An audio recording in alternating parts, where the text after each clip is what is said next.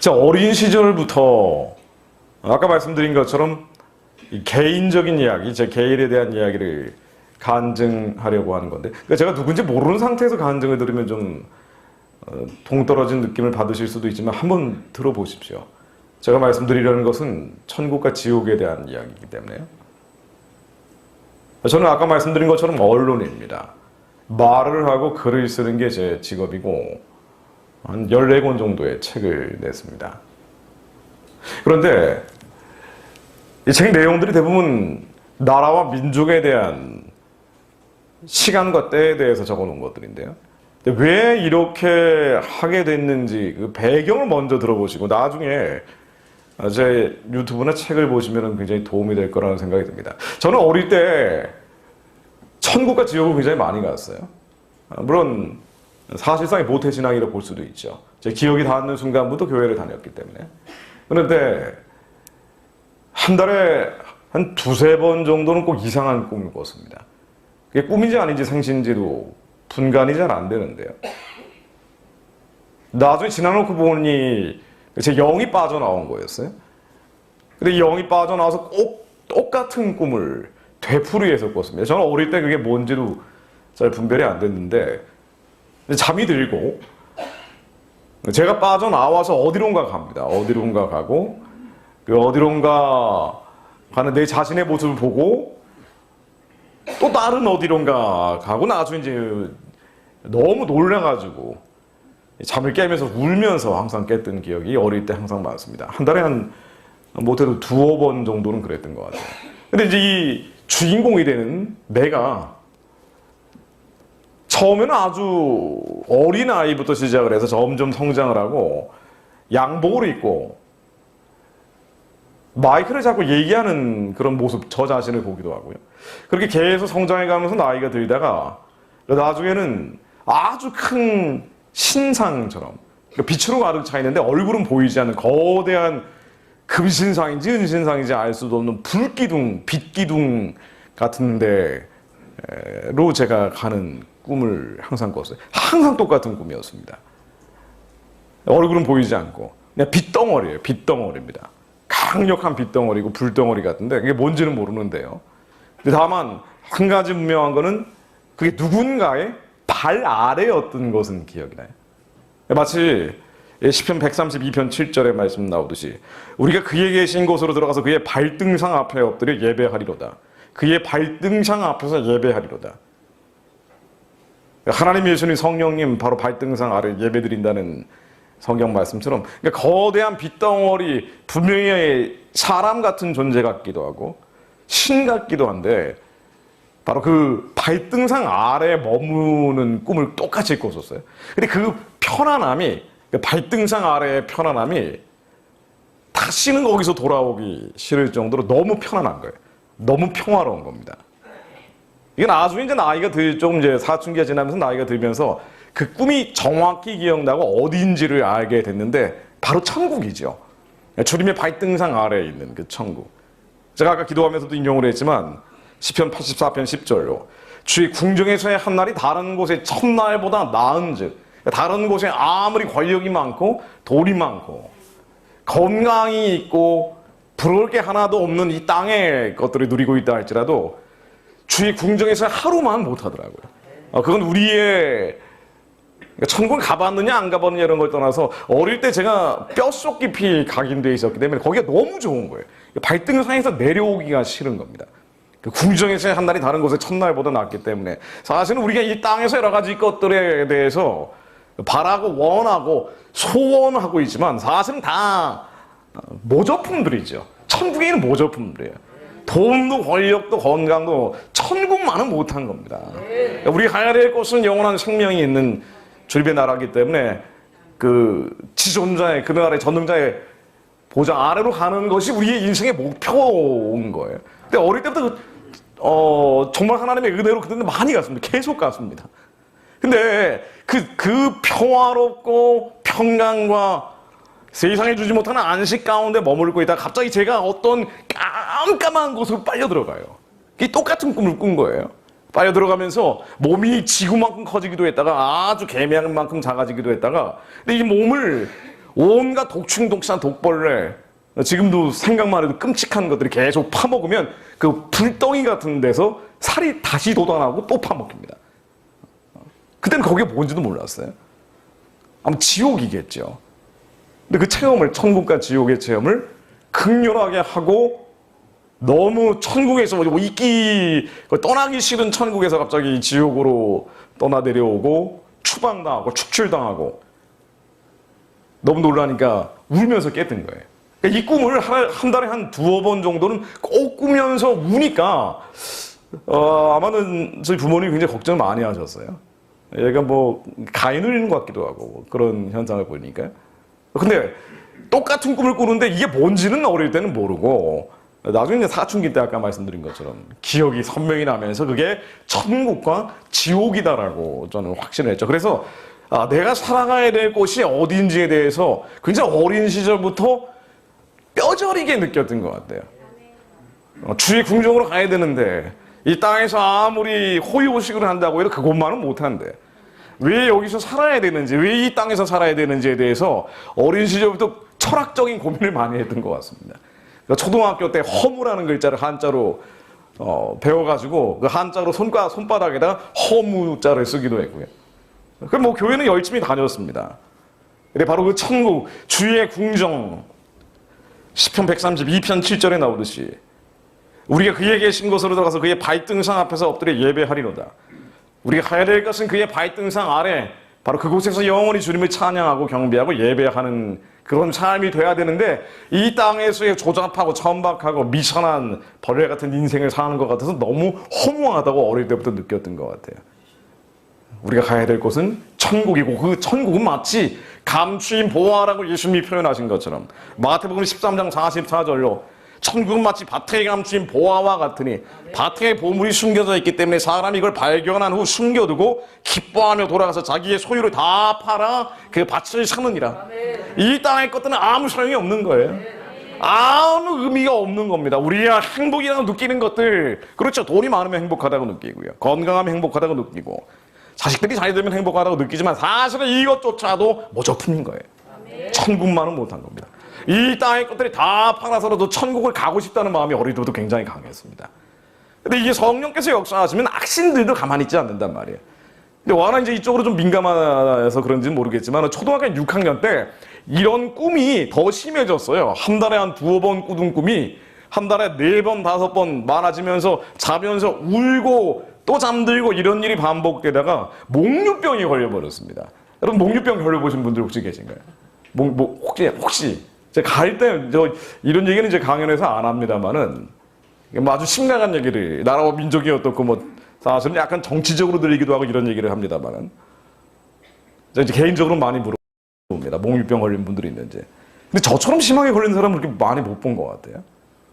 근데 목류병이 어떻게 걸려는 거 아니에요? 제가 잠을 자고 있으면은 제 안에 다른 놈이 깨서 일어나 말을 하기 시작해요. 그러니까 저는 제 육체 안에 갇혀가지고 다른 놈이 깨어나서 저는 그걸 보고 있어요. TV 보듯이 보고 있는 겁니다. 그리고 안에 무슨 봉인되어 있는 것처럼 딱 온 몸이 똘똘 밧줄에 묶인 것처럼 결박되어 있는 것 같아요. 그리고 그 놈이 깨어가지고 자고 있던 우리 형들도 깨우고 아버지 어머니도 깨우고 특히 낮에 하지 못했던 것들을 꼭 하려고 해요. 저희 때 가장 유행했던 게 뽑기입니다. 요즘 오징어 게임에 나오는 그 뽑기 있잖아요. 소다하고 설탕 넣어가지고 이렇게 국자에다가 불에다가 하면은 집에서 뽑기를 할 수가 있거든요. 그걸 딱딱한 데다 놓으면은 별 모양으로 찍어낼 수도 있고 이제 그렇단 말이죠. 이거 하다 보면 꼭 국자를 태웁니다. 어머니가 제일 싫어했던 게 뽑기 하는 거였어요, 집에서. 낮에 뽑기를 못하면은 일어나가지고 저의 욕구를 대신 실현해 주려고 하는 건지 가스불이 굵은 뽑기를 하려고 하는 거예요. 그러니까 이제 어머니와 아버지가 얼마나 놀랐겠습니까? 그러니까 중간 밸브만 틀어놓고 불을 안 킨다든가 별의별 희한한 짓들을 불을 만지니까 낮에 라면을 못 끓여 먹으면 꼭 냄비를 꺼내다가 라면을 끓여 먹으려고 그래요, 밤에. 그리고 저는 그냥 보고 있는 거예요. 그래서 정신을 차려 보면은 갑자기 제가 거기 있는 거예요. 현실이. 꿈이 나서 현실이 돼버리는 겁니다. 이런 일들이 너무 반복이 되니까 병원에 가야 된다는 얘기가 나온 거예요. 그때 제가 참 기도를 많이 했습니다. 왜냐면 정신병원에 가야 되는 거거든요. 정신병원에 가게 되는 게 너무나 수치스러웠던 거예요. 어린 마음에. 초등학교 6학년이었으니까. 그래서 하나님께 열심히 기도를 했습니다. 제발 정신병원만 가지 않게 해달라고 그렇게 열심히 작정해서 기도를 했는데 결국은 정신병원에 간 거예요. 고려대학교 뇌병원에 가서 머리에 뇌파 검사를 한다고 무슨 시선 같은 거를 다 잔뜩 붙이고 심리전을 먹으면서 잠을 자라 그러는데 이게 잠이 안 와요. 긴장이 되니까. 잠을 안 자고 뇌파 검사도 못하고 나중에는 약봉투만 이 한 다발을 가져와서 3개월 동안 매일 수면제를 매달씩 먹고 잠이 들었어요. 이제 그때 너무 상처가 커져가지고, 왜냐하면 기도를 열심히 했는데 기도가 응답받지를 않으니까 주일 예배 열심히 드렸던 사람이거든요. 그리고 그때 천국인지 지옥인지 잘 몰랐지만 그래도 하나님이 살아계시다는 건 부인할 수가 없던 사람이란 말이죠. 그래서 열심히 기도했는데 응답받지 못하니까 너무 낙심낙담해버린 거예요. 그래서 제가 그때도 기억을 하는 게 저희 어머니한테 하늘에 계신 저분 때문이다라고 선언을 하고 바로 그 순간 제 마음속에서 하나님을 부정하기 시작한 거예요. 근데 사실은 어린 시절에 천국 지옥에 대한 경험이 워낙 강하기 때문에 하나님 자체를 부정할 수는 없었어요. 내가 가야 될 곳은 천국의 보화가 있는 바로 그곳이라는 건 그거 자체는 부정할 수가 없었습니다. 자, 그러다 보니 초등학교 6학년 지나서 중학교에 들어가면서 공부한다는 핑계로 교회를 슬슬 안 나가고, 이게 원래 이쪽으로 좀 민감한 사람이 교회를 안 나가니까 가위에 눌기 시작한 거예요. 가위 눌면 가위는 많이 눌려보셨을 겁니다. 그러니까 눕힌 상태에서 움직이질 못하고 보이고 들고 막 그러잖아요. 근데 그런 상황에서 예전에 안 보이던 게 보이고 예전에 안 들리는 게 들리는 경우도 있어요. 귀신이 보이거나 귀신이 소리가 들리는 경우도 있습니다. 저는 이제 너무 그게 심해가지고요. 중학교 때 별명이 김가위였어요. 하도 가위에 많이 눌리니까. 근데 가위가 너무 심해지다 보니까 중3 때 예전에는 중동에서 근로자로 갔다 오신 분들이 왜 양탄자 같은 거를 많이 사오셨어요. 그래서 예수님과 12제자가 있는 양탄자를 벽에다 걸어놓고 털 북실북실한 양탄자를 걸어놓고 낮잠을 자는데요. 중3 때죠. 가위 눌리는 상태가 됐습니다. 바로 그때 예수님과 12제자가 식사를 하기 시작하는 거예요. 달그락달그락 거리면서. 얼마나 놀랐겠어요. 이 가위 눌려가지고 꼼짝도 못하고 있는데. 아니, 이게 당신 무슨 얘기하는 거예요? 지금 강연하러 와가지고 하실지 모르지만 어쨌든 제가 이 뼈에 새기는 체험이기 때문에 이거는 뭐 아무리 부정할 수가 없는 겁니다. 예수님이 할 때 제가 달그락 거리면서 식사를 하기 시작하는데 바로 그때 천사가 나타난 거예요. 이 사람 막 나가는구나 이제 이런 표정을 지으실지 모르지만 어쨌든 나타났어요. 천사가 나타나서 저한테 회개하라 그러더라고요. 교회를 한참 안 나갔잖아요. 그래서 그때 그리고 나서 이제 가위에 누리게 딱 깼습니다. 너무 고민이 되는 거예요. 왜냐하면은 바로 그때 내가 어릴 때 꿨던 그 꿈들이 천국과 지옥이구나라는 게 너무 선명하게 기억이 나버린 거예요. 난 반드시 천국에 가긴 가야 되는데 교회는 안 나가고 있으니까 회개하라는 메시지인가 보다라고 느꼈지만, 근데 사실은 이제 교회로 다시 가기는 왠지 싫었어요. 하나님이 계시고 천국과 지옥이 있다는 거는 선명하게 기억이 났는데도 불구하고 예수 그리스도를 통해서 천국에 가야 된다는 생각을 안 한 겁니다. 중3 때. 그래서 천국에 가긴 가야 되는데 예수 그리스도를 통해서 갈 생각을 안 하니까 제가 그때부터 단전 호흡에 관심을 갖기 시작했어요. 마침 그때 한국에서 우학도인인가요? 왜 단이라고 옛날에 그 빨간색 표지에 소설이 되게 유명했었습니다. 그 소설을 보고 너무 감동을 받아가지고 내가 열심히 수련하고 수행을 하면은 천국에 갈 수도 있겠다. 그런 치기어린 생각을 그때부터 하기 시작한 거예요. 그래서 이제 하나님을 알기는 알고 반드시 천국에 가야 되는데, 이게 감추인 보화 같다는 걸 너무나 잘 알고 있었기 때문에 가긴 가야 되는데 교회는 안 나가니까 그때부터 이게 하나님의 마음속에 두기 꺼려하면은요 다른 사상, 이념 이런 쪽으로 빠지는 경향이 사람들이 많거든요. 그때부터 제가 정치적인 성향이 발달을 하기 시작해가지고요. 중학교 때부터 원래 사람들 모아놓고 떠드는 걸 좋아했거든요. 자, 그러다 보니까 뭔가 하나님께 가긴 가야 되는데 그 하나님께 가기 위해서는 영적인 삶을 살아야 되겠다는 그런 생각이 들어간 거예요. 그래서 이 나라와 민족의 영웅들에 대해서 관심을 갖고 심지어는 이제 어디까지 가버렸냐면은요. 제가 또 집안이 전남 남도 출신이거든요. 저희 아버님이 전남 해남이고 어머님이 전남 강진이세요. 나중에 결혼했는데 저희 처가는 전남 나주더라고요. 완전 이제 전라남도 분위기가 저희는 이제 지배하던 곳입니다. 그러니까 아버님이 이제 공무원이셨고 나중에 이제 헌법학자가 되셨는데 그럼에도 불구하고 이 전라남도 사람들의 상처가 있어요. 특히나 80년 5.18의 그 상처를 포함해서 여러 가지 소외받았다 그런 어떤 상실감이 있단 말이죠. 그리고 집안에서 그로 인해서 피해를 본 분들이 또 있었습니다.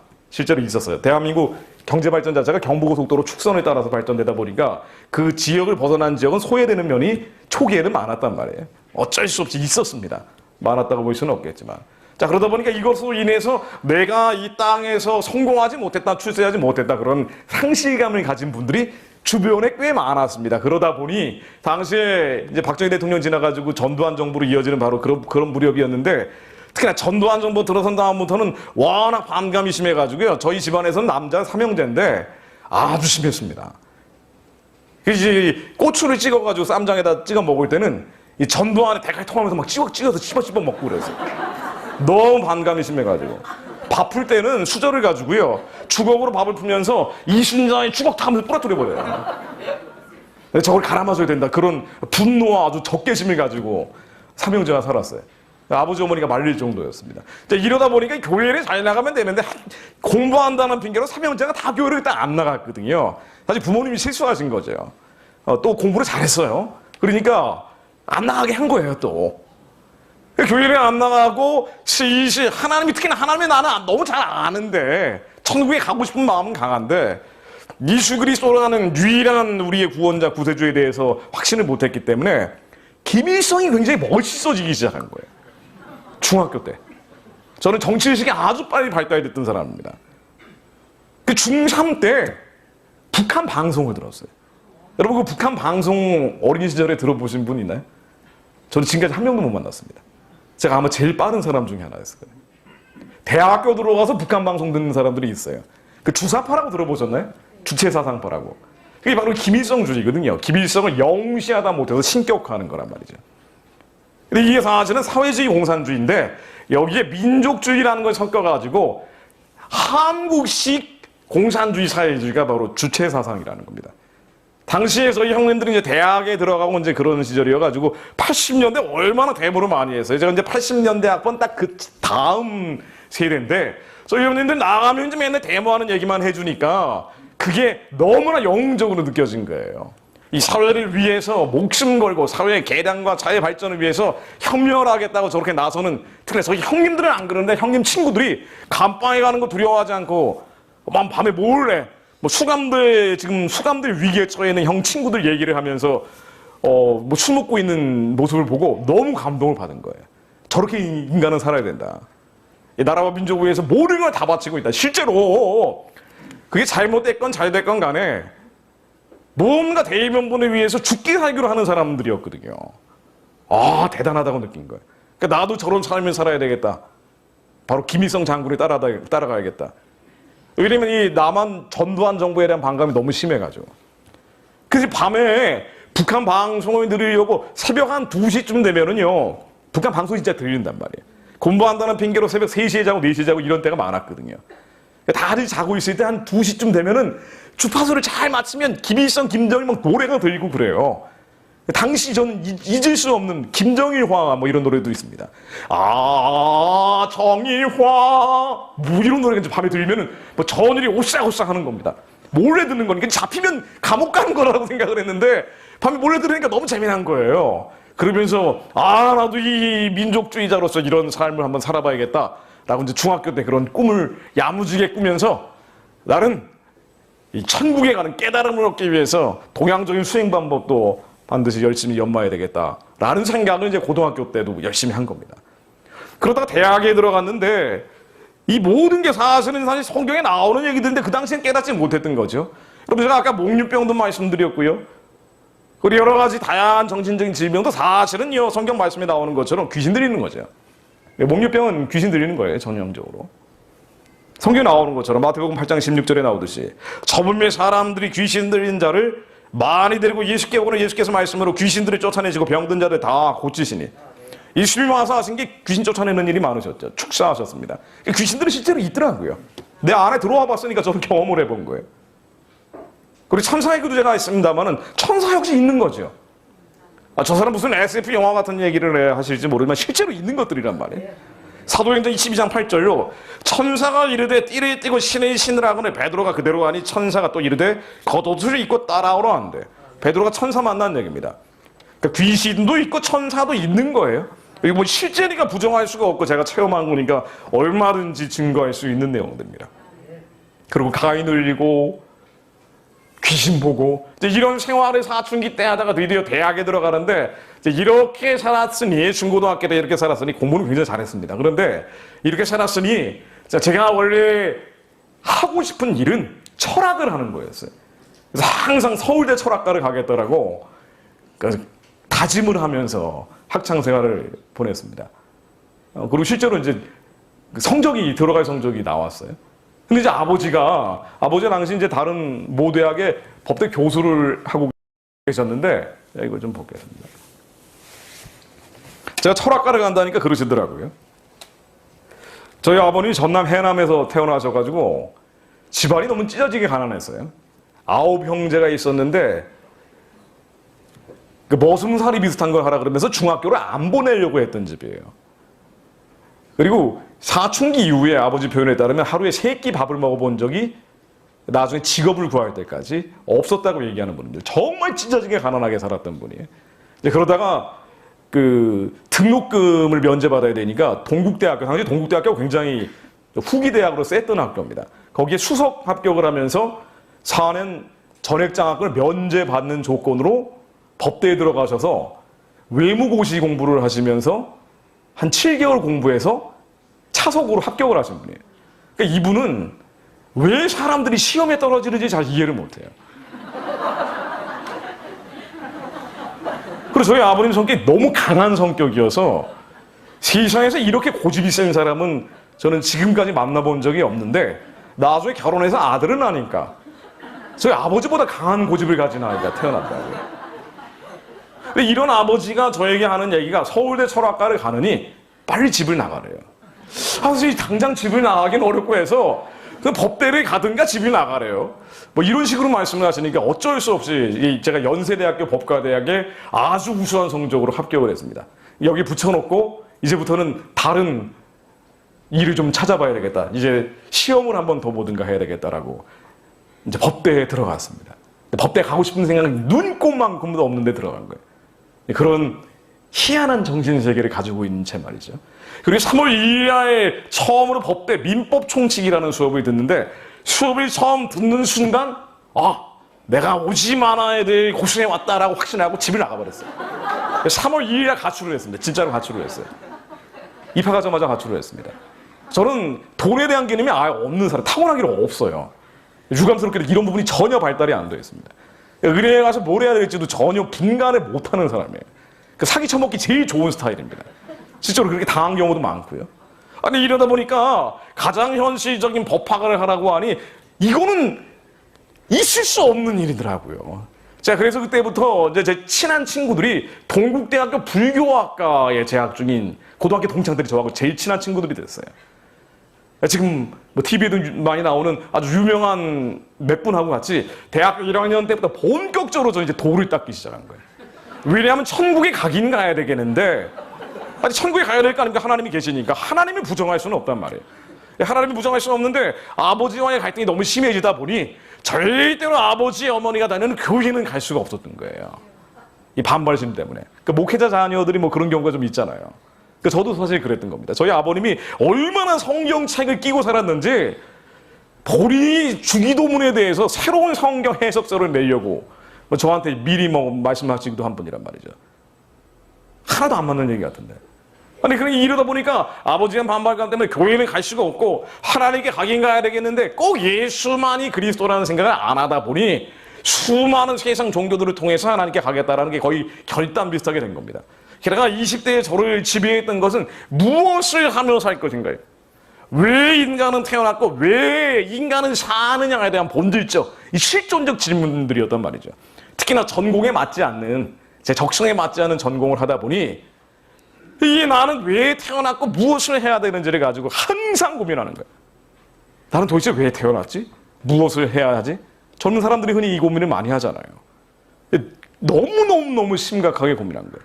이 인생의 허무감이라는 게 어린 시절부터 원래 있었는데 너무 심해져서 그래, 깨달음을 얻으면 내가 천국에 가면 이 모든 보화를 발견하게 되면 모든 것을 깨달을 수 있을 거야라는 생각으로, 사실 이제 이런 얘기를 제가 예전에 안 했어요. 너무 창피한 얘기거든요. 너무 창피한 얘기입니다. 근데 이제 나이도 이제 50 넘고 한참 지나노니까 하는 얘기예요. 그리고 이 얘기가 젊은 분들에게 사실은 반면교사로 도움을 줄 수 있는 면들이 있기 때문입니다. 예수만이 그리스도인데. 그런데 전국에 있는 신흥종교란 신흥종교는 제가 접할 수 있는 범위에서 다 접해봤습니다. 불교는 기본이고, 제가 머리 미오고 사찰에 간 적이 정확히 2번 있거든요. 출가하기 위해서. 너무 번뇌를 끊을 수가 없는 거예요. 걱정, 근심, 염려. 나는 누구이고 무엇을 해야 되는지에 대한 걱정, 근심, 염려. 기독교에서는 부르심이라 그러잖아요. 택하심이라 그러잖아요. 콜링과 일렉션에 대해서. 도대체 왜 사는 거지? 나는 뭐 해먹고 살아야지? 아무 재주도 없고 능력도 없고 돈도 없고 심지어 건강도 없는데 난 뭘 해야 되는지, 이 고민들이 젊은 사람들이 다 하기 마련인데 사실 죽는 날까지 하는 거지만요. 20대 때 이게 너무 강하다 보니까 세상에 종교란 종교는 다 접해봤습니다. 어디 누가 깨달음을 얻었다 그러면은 산천골골 멀건 가깝건 찾아갔어요. 그래서 깨달음을 얻은 사람을 만나서 한 소식 들으려고 갔습니다. 근데 당시에도 제가 이 깨달음을 얻었다는 사람들이 천국에 간 사람들이라고 스스로 주장하는 거죠. 그러니까 신인합일했다. 그러니까 자기가 신이 됐다라고 주장하는 사람부터, 뭐 무국신이 됐다는 사람, 창조 1월신이 됐다는 사람, 별의별 사람들이 많단 말이에요. 이 깨달음을 얻었다고 하는 사람들, 도 닦다가 나중에는 도통했다는 사람들 만나보면은요, 제가 만나본 결과 딱 2 종류의 인간으로 구분이 되더라고요. 하나는 미친 사람, 또 하나는 미쳐가는 사람. 그러니까 아무리 상식적으로 봐도 이 사람들 뭐 통해서 깨달음을 얻는 건 불가능하다는 결론에 이르렀어요. 산에서 굴 뚫고 도 닦는다고 하는 승려들부터 별의별 그럴싸한 얘기는 하고 있지만요, 산에서 이제 계속 도 닦는다고 하다 보면 건강해져요. 그러니까 목소리도 커지고 뭐 짱짱짱짱 굴리고 뭐 얼굴도 표정도 좋아지고 말이죠. 기독교인들은 건강하지 않은 분들도 꽤 많단 말이에요. 근데 산에서 도 닦는다고 있다 보면 공기 좋잖아요. 거기서 뭐 산중 무술도 하고 약초 먹고 산삼뿌리 같은 것도 가끔 캐먹고 그러면 건강은 진짜 좋아진다고요. 아주 뭐 혈색 좋은 사람들 하는 얘기는 도대체 넉넉한 얘기들이에요. 그러니까 안 되겠다 그래서 내가 스스로 도를 터득해야 되겠다라는 결론에 이르러서 예전부터 중학교 때부터 제가 무술을 좋아했어요. 당신같이 조그만 사람이 무슨 무술이냐 싶겠지만 되게 사실은 예전 굉장히 과격했던 사람입니다. 그래서 산에 가서 미숫가루 싸들고 짧으면 2박 3일, 길면 4박 5일 그렇게 산에 가서 수행을 하기 시작한 거예요. 단전호흡을 하면서 기공연마를 하고 그리고 명상 체험을 하고, 그러니까 별의별 소리를 다 한 겁니다. 이 깨달음을 얻기 위해서, 천국에 가기 위해서, 하늘나라로 가기 위해서, 숨겨진 보화를 발견하기 위해서 무슨 짓이든 다 해서.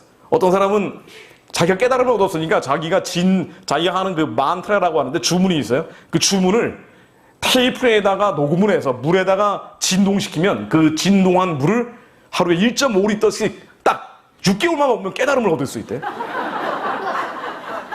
제가 무려 8개월 정도를 먹었습니다. 저희 학교 도서관에, 그러니까 저희 과 아이들은 저는 잘 몰라요. 수업을 제대로 들어본 적이 없기 때문에. 근데 저희 과 아이들은 저를 알아요. 이상한 사람이기 때문에. 그러니까 도서관에 갈 때 여러분 엘로드라고 아세요? 그 L자로 그 수맥 찾는 거 있죠? 제가 먼저 그 엘로드를 가지고 도서관에 수맥도를 만들어 놨어요. 그래서 이 엘로드를 가지고 도서관 안에서 어디에 수맥이 있고 수맥이 없는지, 수맥 없는 데 앉아야 되거든요. 게다가 수맥이라는 게 항상 흐르는 것도 바뀔 수도 있기 때문에 은박지로 되어 있는 방석을 깔고 앉아야 돼요. 그리고 진동수라는 걸 1.5리터가 아니라 제가 한 1.5리터 혹은 2개, 3개 정도를 갖다 놨고 하루 종일 앉아가지고 이상한 책만 보고 있는 거예요. 법서는 안 보고. 사람들이 뭐라 그러겠어요? 미쳐가거나 아니면 미친놈이거나 둘 중에 하나로 받겠죠. 이 생활을 대학교 때 한 겁니다. 그리고 나 혼자 깨달음을 얻어야겠다고 하면서 산에 명상대천이라는 산은 돌아다니면서 제일 많이 간 산이 지리산, 태백산 가가지고 텐트 치고 무공 연마하는 겁니다. 그러니까 안 되면 이제 수도권에 올라가서 하기도 하고요. 그러다 나중에 이제 대학을 졸업을 해야 되니 대학 공부를 제대로 했겠습니까? 졸업을 하긴 해야 되는데 이게 졸업 안 할 수는 없고 졸업은 하긴 해야 되는데 그러니까 안 되겠다 싶어서 수행을 해야 되는데 졸업도 해야 되니까 당시 그 연세대학교 뒤에 노천극장이라고요. 무슨 법적인 분쟁이 걸렸는지 산 자체 한쪽 면을 막아버린 기간이 있었어요. 제가 거기에서 텐트를 치고 3개월을 살았어요. 그러니까 낮에 수업을 듣고 아무도 거기는 안 들어가니까 텐트 치고 있는 그 노천극장 쪽에 밤에는 수행을 하는 거예요. 밤에 거기서 자고 있으면 개들이 들개들 몰려와가지고 킹킹 짖고 가고 그러다가 나중에는 대만에서 무슨 교주가 와가지고 깨달음을 준다 그래가지고요. 찾아가 봤어요. 찾아가 봤더니 자기의 얘기대로 그 주문을 외우면서 딱 6개월만 육식을 하지 않고 채식을 하면은 깨달음을 주겠대요. 천국에 가게 해주겠다는 겁니다. 그래서 제가 채식을 당연히 했죠. 그래서 6개월 동안 고기 한 점을 안 먹고 드디어 그 교주를 만나러 갔어요. 입문이라는 명상 절차를 거치기에 갔습니다. 부모님이 저를 보시기에 얼마나 가슴이 미어졌겠어요. 저희 친척분들 중에 목사님도 있고 그러시단 말이에요. 그런데 제가 제일 재밌었던 게 제 취미사항 중에 하나가 학교에 뭐 UBF, IBF 이런 애들이 복음 전하고 돌아다니잖아요. 걔네들 만나는 게 제가 제일 재밌었어요. 사실 걔네들이 알아봐야 대학교 1, 2, 3학년인데 뭘 알겠습니까? 4학년은 오지도 않는데. 그런 애들 붙잡아 저한테 이제 복음 전한다고 오면 딱 앉혀놓고 제가 법을 전하는 거예요. 설법을 하는 거예요. 그럼 걔네들도 한참 듣다 보면 제 얘기가 맞는 것 같고 좀 고개 가오뚱하면서 너무 괴로워하면서 가는 거예요. 이 짓을 맨날 하고 다닌 겁니다. 20대 때 지옥 가라 그러면은 저는 10번째 안에 들어갈 수 있는 사람이었어요. 아니 그렇게 열심히 수행을 하고 6개월 동안 재식을 하고 그 교주를 만나러 갔는데 근데 6개월 만에 찾아간 그 교주가 아프대요. 그 3개월을 더 했습니다. 거의 1년을 채식만 한 거예요. 그리고 집안에 가면은 저는 무슨 향 피우고 있고 목탁 염주를 기본이고 그건 이제 1단계에서 하는 거 별의별 희한한 뭐 요령 같은 거 뭐 희한한 거 굴리고 다니고 뭐. 그러니까 이제 부모님들이 너무 갈등이 심해져가지고 하여튼 조금 용돈만 생기면 이제 밖에 고시원에서 자는 겁니다. 그 생활을 20대 내내 한 거예요. 그리고 용돈 떨어지면 노가다판 가서 그 노가다 뛰고 그 생활을 한 겁니다. 그리고 이제 대학을 간신히 졸업을 했어요. 졸업을 하고 2년 동안 놀았죠. 도 닦는다고 하면서. 근데 뭔가 하긴 해야 되니까 나는 왜 사는가 또 무엇을 위해 사는가 이 본질적이고 태생적인 의문에 대해서 답을 구하지 못했기 때문에 너무 괴로운 거예요. 그래서 항상 애들이 장난삼아 하듯이 가슴속에다 유서를 품고 다닌 적도 많습니다. 항상 죽고 싶은 거예요. 너무 슬프고 괴롭고 우울해가지고. 나는 도대체 왜 태어났고 무엇을 위해 사느냐. 그런데 이게 이제 이런 게 느껴질 때마다 산에 가서 열심히 돌을 닦으니까요. 그러니까 하루 종일 산에서 좋은 공기 마시면서 무수연무하고 또 깨끗한 음식 먹고 책이나 보고 있으면은요. 그러니까 몸에서 에너지가 막 팍팍 솟습니다. 그리고 별 희한한 현상들도 일어납니다. 흔히 단전호흡하고 여기도 단전호흡 하시는 분들은 안 계시겠지만 궁금한 있으면 저한테 다 물어보세요. 그 접신하는 겁니다. 세상신하고 접촉하는 거예요. 요가 하시는 분들 계실지 모르지만 요가라는 이름 자체가 신과의 합일이에요. 이 호흡이 들어가면 반드시 접신을 합니다. 영은 스피릿은 호흡을 통해서 들어오거든요.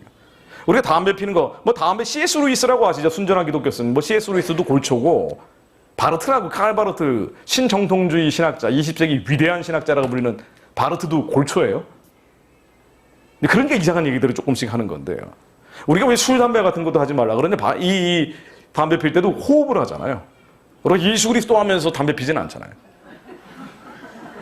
걱정, 의심, 염려하면서 숨을 깊이 들이마실 때 반드시 저는 이게 체험적으로 말씀드리는 거예요. 세상신과 접합니다. 그러니까 이게 이제 그런데 어쨌든 이제 산에서 맨날 호흡 수행하고 막 그러니까 소주천을 하고 뭐 대주천을 별의별 짓을 다 한 거예요. 갈 때까지 갔습니다. 왜냐하면 이 번뇌 망상에서 벗어나기 위해서 나는 누구이고 무엇을 위해 사는지 깨달음을 얻기 위해서 그리고 주의 궁정에 들어가기 위해서 온갖 수단 방법을 가리지 않았는데 그러다 보니까 능력이 와요. 능력이 옵니다. 그래서 후원자가 저한테 붙어가지고 도장을 차리자는 사람까지 나왔어요. 도장을 차리면 뭐냐면요. 그게 이제 새로운 종교가 하나 만들어지는 거예요. 기가 너무 세져가지고 실제 현상이에요. 제가 그 당시에 술, 담배를 엄청 많이 했거든요. 원래 도사들이 술, 담배를 많이 합니다. 건강하기 때문에. 그러니까 에너지를 주체 못하거든요. 산에서 맨날 무슨 막 운동만 해보세요. 건강해지거든요. 막 손에서 불이 나가는 것 같아요. 실제로 막 열기가 엄청 세지고 애들이 술 먹고 있을 때 그 술병에다 제가 기를 한번 싹 넣어버리면 맛이 이상하게 변해버려요. 담배 피고 있는데 담배에다 기를 넣어버리면 담배 맛이 변해버립니다. 그러니까 불이 확 들어가는 거거든요. 근데 사실은 성경에 나온 얘기예요. 악신 들이면 그렇게 됩니다. 그리고 온갖 주문에 위험해서 별의별 짓들을 다 했어요. 근데 마음은 지옥인 거예요. 나는 누구고 나는 왜 사는지 여기에 대한 대답을 얻을 수가 없어요. 그러다 보니까 자, 그 당시에 경전이라는 경전은 다 끼고 살았거든요. 친구들하고 주역책을 같이 번역했을 정도예요. 여러분 그 사주팔자 얘기하시는 분들 있죠. 저한테 물어보세요. 제가 너무 잘 압니다. 이건 통계야. 이게 무당이 신들려가지고 한 게 아니라 주역이라는 과학적인 경험적인 통계에 의해서 그 사람의 운명을 풀어주는 거야. 별자리 얘기하고 그런 거 있죠. 귀신은 과거를 읽어내요. 악신들은 그 사람의 과거의 경험과 동조하면서 장면을 착착 본단 말이에요. 그런 다음에 미래를 얘기하죠. 근데 미래를 결정하는 건 하나님이시란 말이죠. 그리고 귀신 신안 아까 먹는 소리를 하는 거예요. 우리는 그 미래가 맞을 거라고 착각하는 겁니다. 주역이든 뭐든 무슨 수단을 동원해서 무슨 방법을 동원해서든 뭔가 얘기하는 복술자가 있으면 그 악신 들여서 하는 거예요. 귀신 들여서 하는 겁니다. 말이 과거를 그렇게 읽어내는 주역 전문가가 있단 말이죠. 귀신이 하는 얘기예요.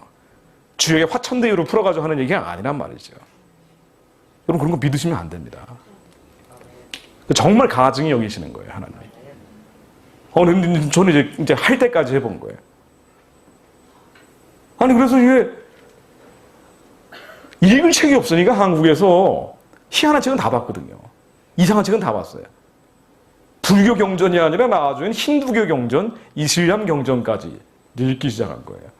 그리고 성경책도 당연히 같이 읽었습니다. 다 신에 대한 얘기가 있네. 다 천국에 대한 얘기가 있네. 나는 어떤 방법이든지 천국에 갈 수 있다. 신에게 가야 된다라는 그 절박함을 가지고 드디어 기독교에서도 종교 다원주의적인 책들, WCC 계열 책들이 그때 제가 많이 들어와서 번역을 하기 시작했어요. 출판사를 하나 차렸어요. 20대 때 일입니다. 20대 후반에. 그러니까 예수만이 그리스도인데 흔히 혼합주의로 간다는 게 뭔지도 제가 너무 잘 알아요. 예수 외에 그리스도가 있다는 혼합주의적인 생각들이 인간에게 들어와서 어떤 영향을 미치는지를 제가 체험한 사람입니다. 이래가지고 책을 두 권을 이제 출판하려고 하는데 그게 틀어져가지고 내지는 못했어요. 근데 출판사를 차리고 잘 안 되니까 안 되겠다고 해서 벤처기업을 또 차렸습니다. 친구들하고 같이. 그 당시에 IT 열풍이 불고 있는 김대중 정부 말기여가지고 벤처기업을 차리기도 하고 이것도 좀 안 되는 것 같아서 일본에서 한약재를 들여오는 약재 회사를 차리기도 했어요. 근데 이것도 좀 안 되는 것 같아서 당시에 제가 친한 사람들 중에 제 또래 연예인들하고 어떻게 친하게 됐어요. 그러니까 놀다 보니까 저기 뭐 특정 연예인 얘기하면 안 되고요. 제가 이거 나중에 잘라버리면 되죠. 예. 그리고 포카 치고 놀고. 근데 이제 그러다 보니까 어느 순간에 회의감이 드는 겁니다. 난 분명히 깨달음을 얻기 위해서, 천국에 가기 위해서, 나는 누구이고 무엇을 하기 위한 본질적인 의문에 대한 답을 얻기 위해서 이런 길에 들어섰는데 그 위에서 사업을 한답시고 나중에 연예 매니지먼트 회사까지 차렸단 말이죠. 보아가 한류의 원조인 보아가 뜰 때예요. 그래서 SM 엔터테인먼트가 아직 완전히 뜨기 딱 초기였기 때문에 우리도 이런 걸 한번 만들어 보자. 그러면 왜 연예인들 친구들이 있으니까 그래서 이 SM 엔터테인먼트 같은 걸 만들어 보자라고 연예인들하고 놀기 시작한 거예요. 근데 연예인들하고 놀기 시작하니까 이게 사실은 이제 연예인들은 일반인의 삶을 살지는 않더라고요. 사람들이 즐겁게 해줘야 되기 때문에 일반인의 삶을 살 수가 없더라고요. 이 사람들 자체가. 너무 불행한 거예요. 이 사람들이 그 내면을 보니까. 그러니까 나는 분명히 천국 가기 위해서 한 건데 이게 지금 뭐 하고 있는지라는 회의감이 당시에 제가 20대 후반으로 가면서 너무 심해져서 더 괴로운, 더 힘들고 더 아픈 겁니다. 이러다가 나중에 이 모든 사업이 다 실패했어요. 그리고 완전히 실패해가지고 같이 돈 닦던 친구들한테 남은 돈 다 넘겨주고 나이가 딱 30살이 될 무렵에 꺾어지면서 이제 그들과 관계를 끊고 이게 너무 심한 거예요. 이건 아닌데. 이렇게 퇴폐하고 타락한 삶을 사는 건 아닌데. 왜냐하면 율법이 강했거든요, 저는. 술, 담배를 하긴 했지만 나는 구도자의 삶을 살아야 되는데 어떻게 이렇게 살지라는 걸 너무 많이 봤어요, 연예계에서. 그래서 환멸감이 들어서 더 이상 못 있겠더라고요. 게다가 이제 해피는 그날 포카에서 아주 대패를 했습니다, 제가. 연예인들한테 엄청 뜯겼어요. 이 피도 눈물도 없는 놈들. 마음의 상처가 너무 큰 것도 있지만 어쨌든 그날을 기와로 2월 무렵에 30살이 넘어가면서 제가 이제 그들과 관계를 끊고 이제 집으로 오랜만에 돌아왔어요. 근데 집에 돌아오니까 이게 완전히 20대 10년이 허송세월이 돼버린 거예요. 이거를 보게 된 겁니다. 그리고 하나님에 대한 열망, 그 신에 대한 갈망, 이건 너무 더 커져버렸어요. 그래서 어쩔 수 없다. 내가 산에 가서 기도를 해야 되겠다. 그래서 아침에 북한산에 출근을 해서 저녁 어두워지면은 내려오기를 2월부터 반복을 했습니다.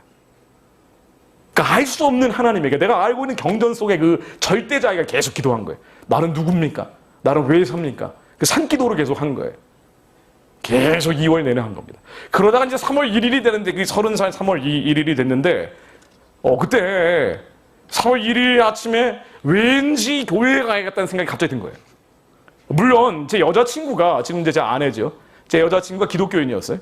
그리고 그 여자친구 집안이 할아버지가 목사님이고 또 그 가문에 순교자가 계시기도 하고 여자 3형제인데 언니 둘은 목사 3호예요. 그러니까 완전히 목회자 가정에서 자란 친구예요.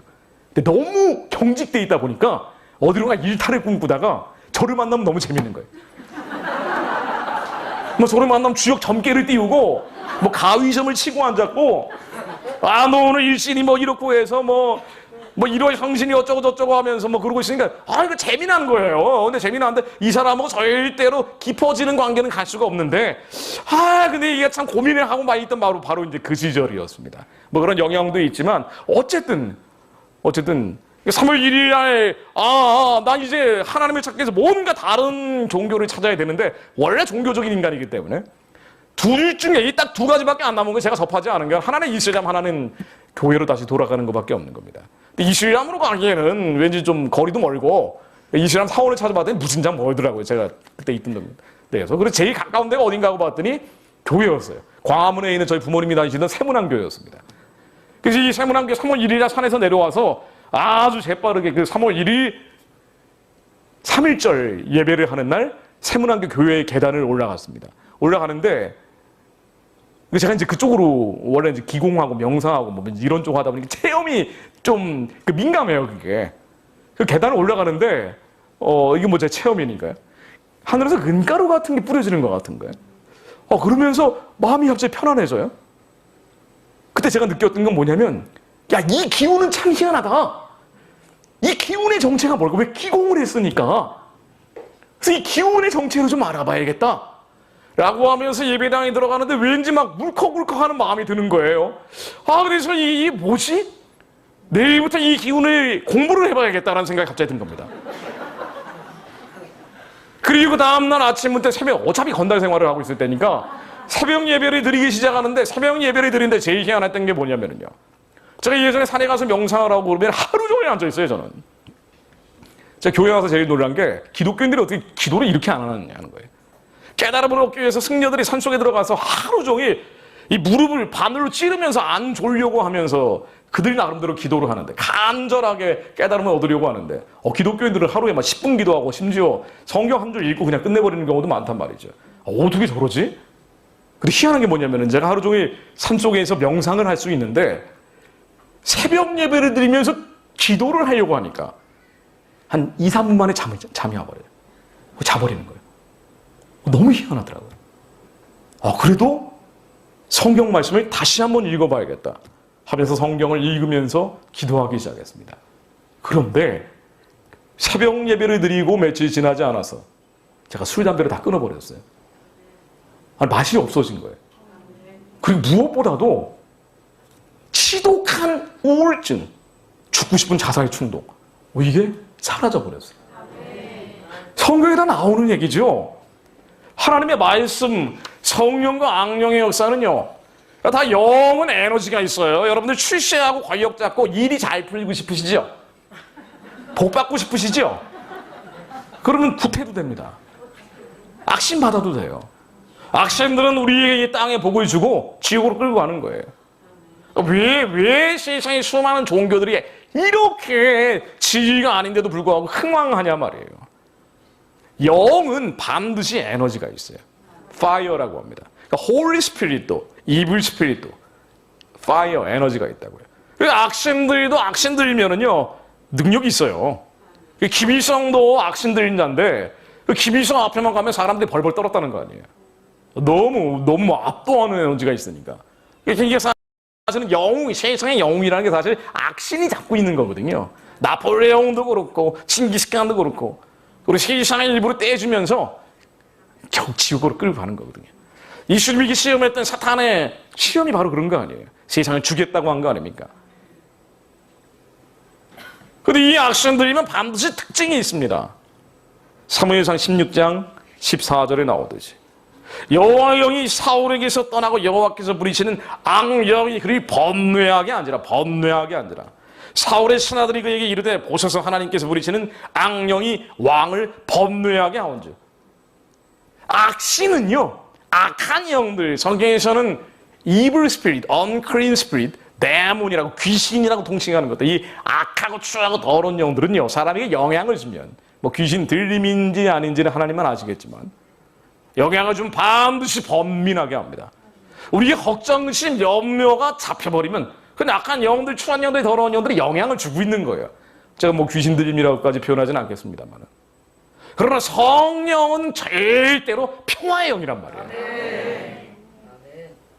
로마서 14장 17절로 하나님의 나라는 먹는 것과 마시는 것이 아니요 오직 성령 안에 있는 의와 평강과 희락이라.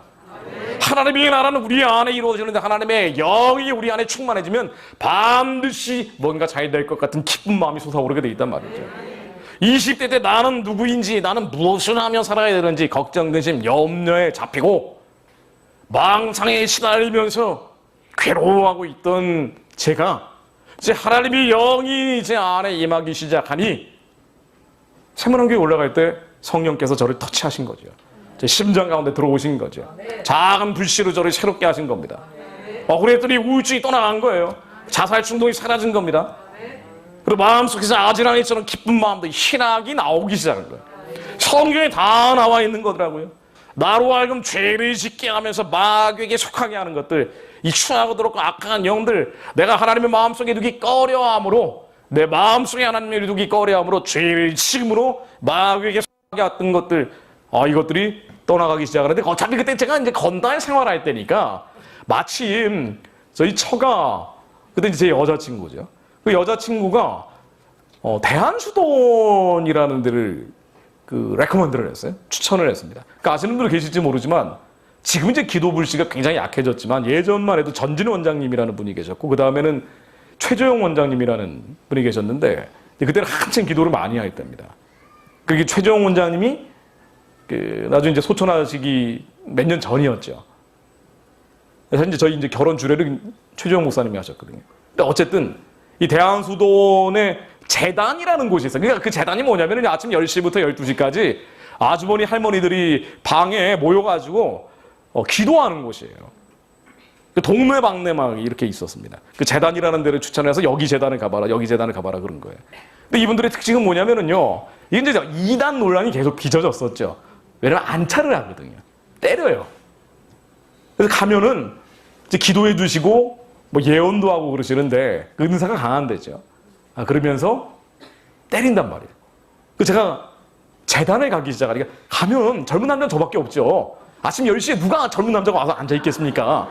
이게 이제 할머니, 아주머니들하고 이제 앉아가지고 계속 예배를 드리고 그 다음에 기도를 받는데 기도를 받으면은 이 재단에 가든 저 재단에 가든 요 재단에 가든 어디를 가든 간에 다 공통적으로 나오는 예언이 똑같더라고요. 너는 하나님이 꽉 잡은 사람이다. 너는 하나님이 사용해야 되는 주의 종이다라는 얘기를 하시더라고요. 그러면서 그 다음에 붙이는 얘기가 그런데 너는 왜 이렇게 귀신이 많니? 그 무진장 때리는 거예요.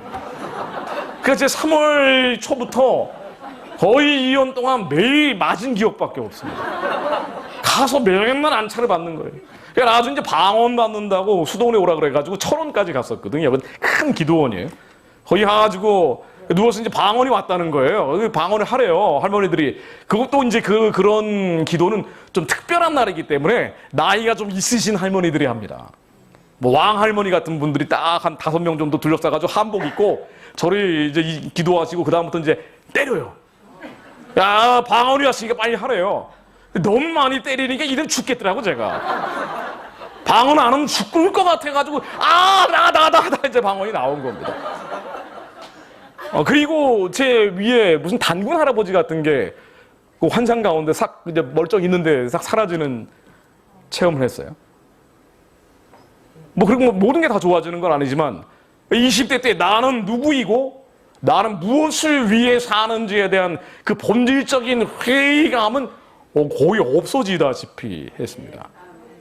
왜냐하면 그 나라는 거, 나는 누구이고 무엇을 위해 사는지에 대한 그 나라는 건 우리의 머리죠. 우리의 겉사람이 하는 거예요. 우리의 옛사람이 하는 겁니다.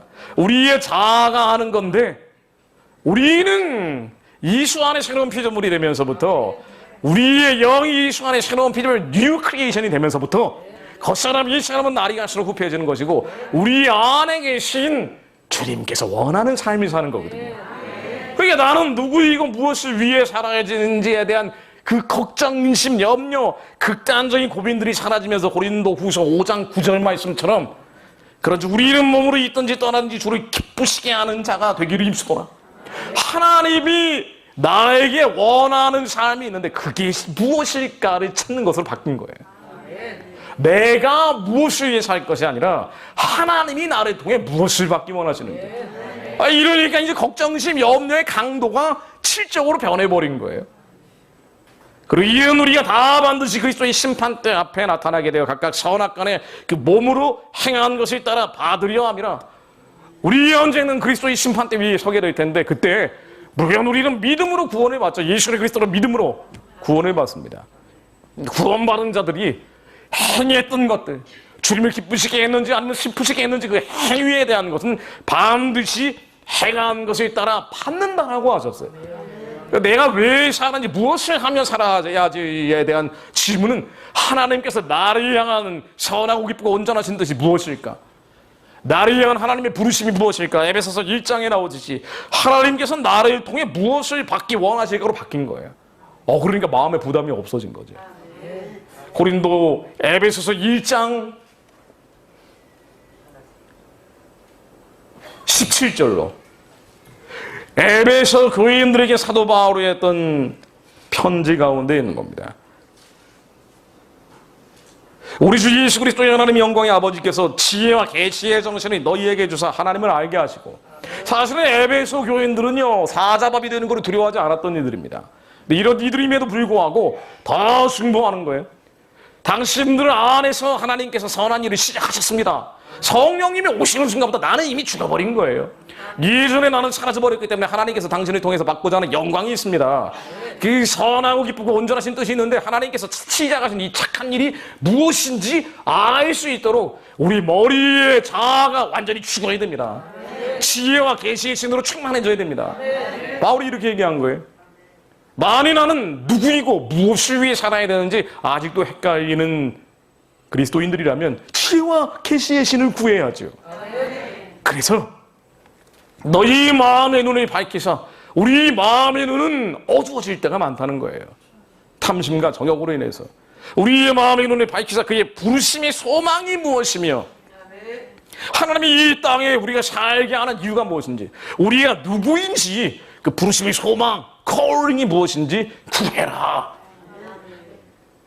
그래서 크리스찬들은 어떤 이들이든 간에 그 사람이 잘난 사람이든 못난 사람이든 똑똑한 사람이든 똑똑하지 않은 사람이든 하나님이 여기 우리 안에 오시면서 우리를 새로운 피조물로 빚어내는 순간부터 하나님은 부르심이 있다는 거예요. 하나님이 쓰고자 하는 목적이 있다는 겁니다. 그러니 우리는 이 시들을 본받지 않고 마음을 새롭게 함으로 변화를 받고 하나님이 선하고 기쁘고 온전하신 뜻이 무엇인지 분별해야 된다라고 말씀을 얘기하고 있는 겁니다. 마음을 새롭게나 우리의 옛 사람, 곧 사람, 여전히 타락한 자아가 아직도 영향을 미치고 있기 때문에 이건 내가 아닌데 가짜 네가 영향을 미치고 있는 바 십자가에 완전히 못이 박아버리고 우리 심령 가운데 하나님이 주신 부르심이 뭔지 반드시 있으니까 이걸 찾아내라. 그러니까 제가 30살 넘어가면서부터 완전히 제 삶이 변화된 거예요. 당장 자살 충동이 없어졌으니까. 극단적 우울증이 사라졌으니까. 그리고 하나님께 일자리를 달라고 해서 이 정상적인 이제는 일을 할 수 있게 해달라고. 예전 벤처기업 희한한 걸 명함을 3장, 4장씩 들고 다녔으니까요. 이게 아니라 하나님 이제는 일을 하게 해달라고 기도하는데 아무리 기도해도 일자리가 안 생겨요. 물론 건달 생활을 오래 한 것도 있지만 아니 그래도 그 명문대 나오고 말이죠. 그런데 이제 이력서를 보면 이 사람은 도대체 쓸 수 없는 사람이라고 느꼈을 것 같아요. 경력이 너무 화려해요. 무슨 대표이사 뭐 대표 뭐 다 대표야 이거 20 몇 명 말씀밖에 안 되는 때부터. 그리고 제대로 된 건 하나도 없는 거야. 도대체 회사에서 열심히 일할 사람 같지 않게 느꼈을 것 같아요. 구직 생활을 하려고 하는데 그 해 3월 1일에 하나님 만나고 12월이 될 때까지 일자리가 안 생기는 거예요. 그리고 저희 여자친구, 그러니까 지금 아내가 돼 있는 친구하고 헤어져야 되는 상황이 된 겁니다. 왜냐하면 이 친구가 유학을 가야 되는, 그러니까 제가 직장을 못 구하면 강제로 헤어지는 상황이었어요. 저희 장모님이 저의 실체에 대해서 정확히는 모르셨지만 저를 만나고 있는 것에 대해서 굉장한 부담감을 느끼고 계셨거든요.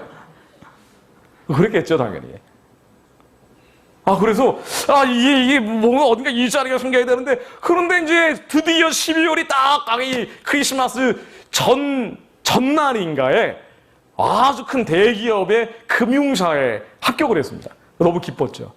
이제 하나님께서 정상적인 일자리 주시고, 내가 새 사람이 되게 하시나 보다. 라고 하면서 그 다음에 1월부터 일을 시작하는데, 금융사가 일주일에 3일, 4일을 회식을 하는데요. 강제로 3일, 4일을 술을 먹이는 거예요. 죽겠는 거예요.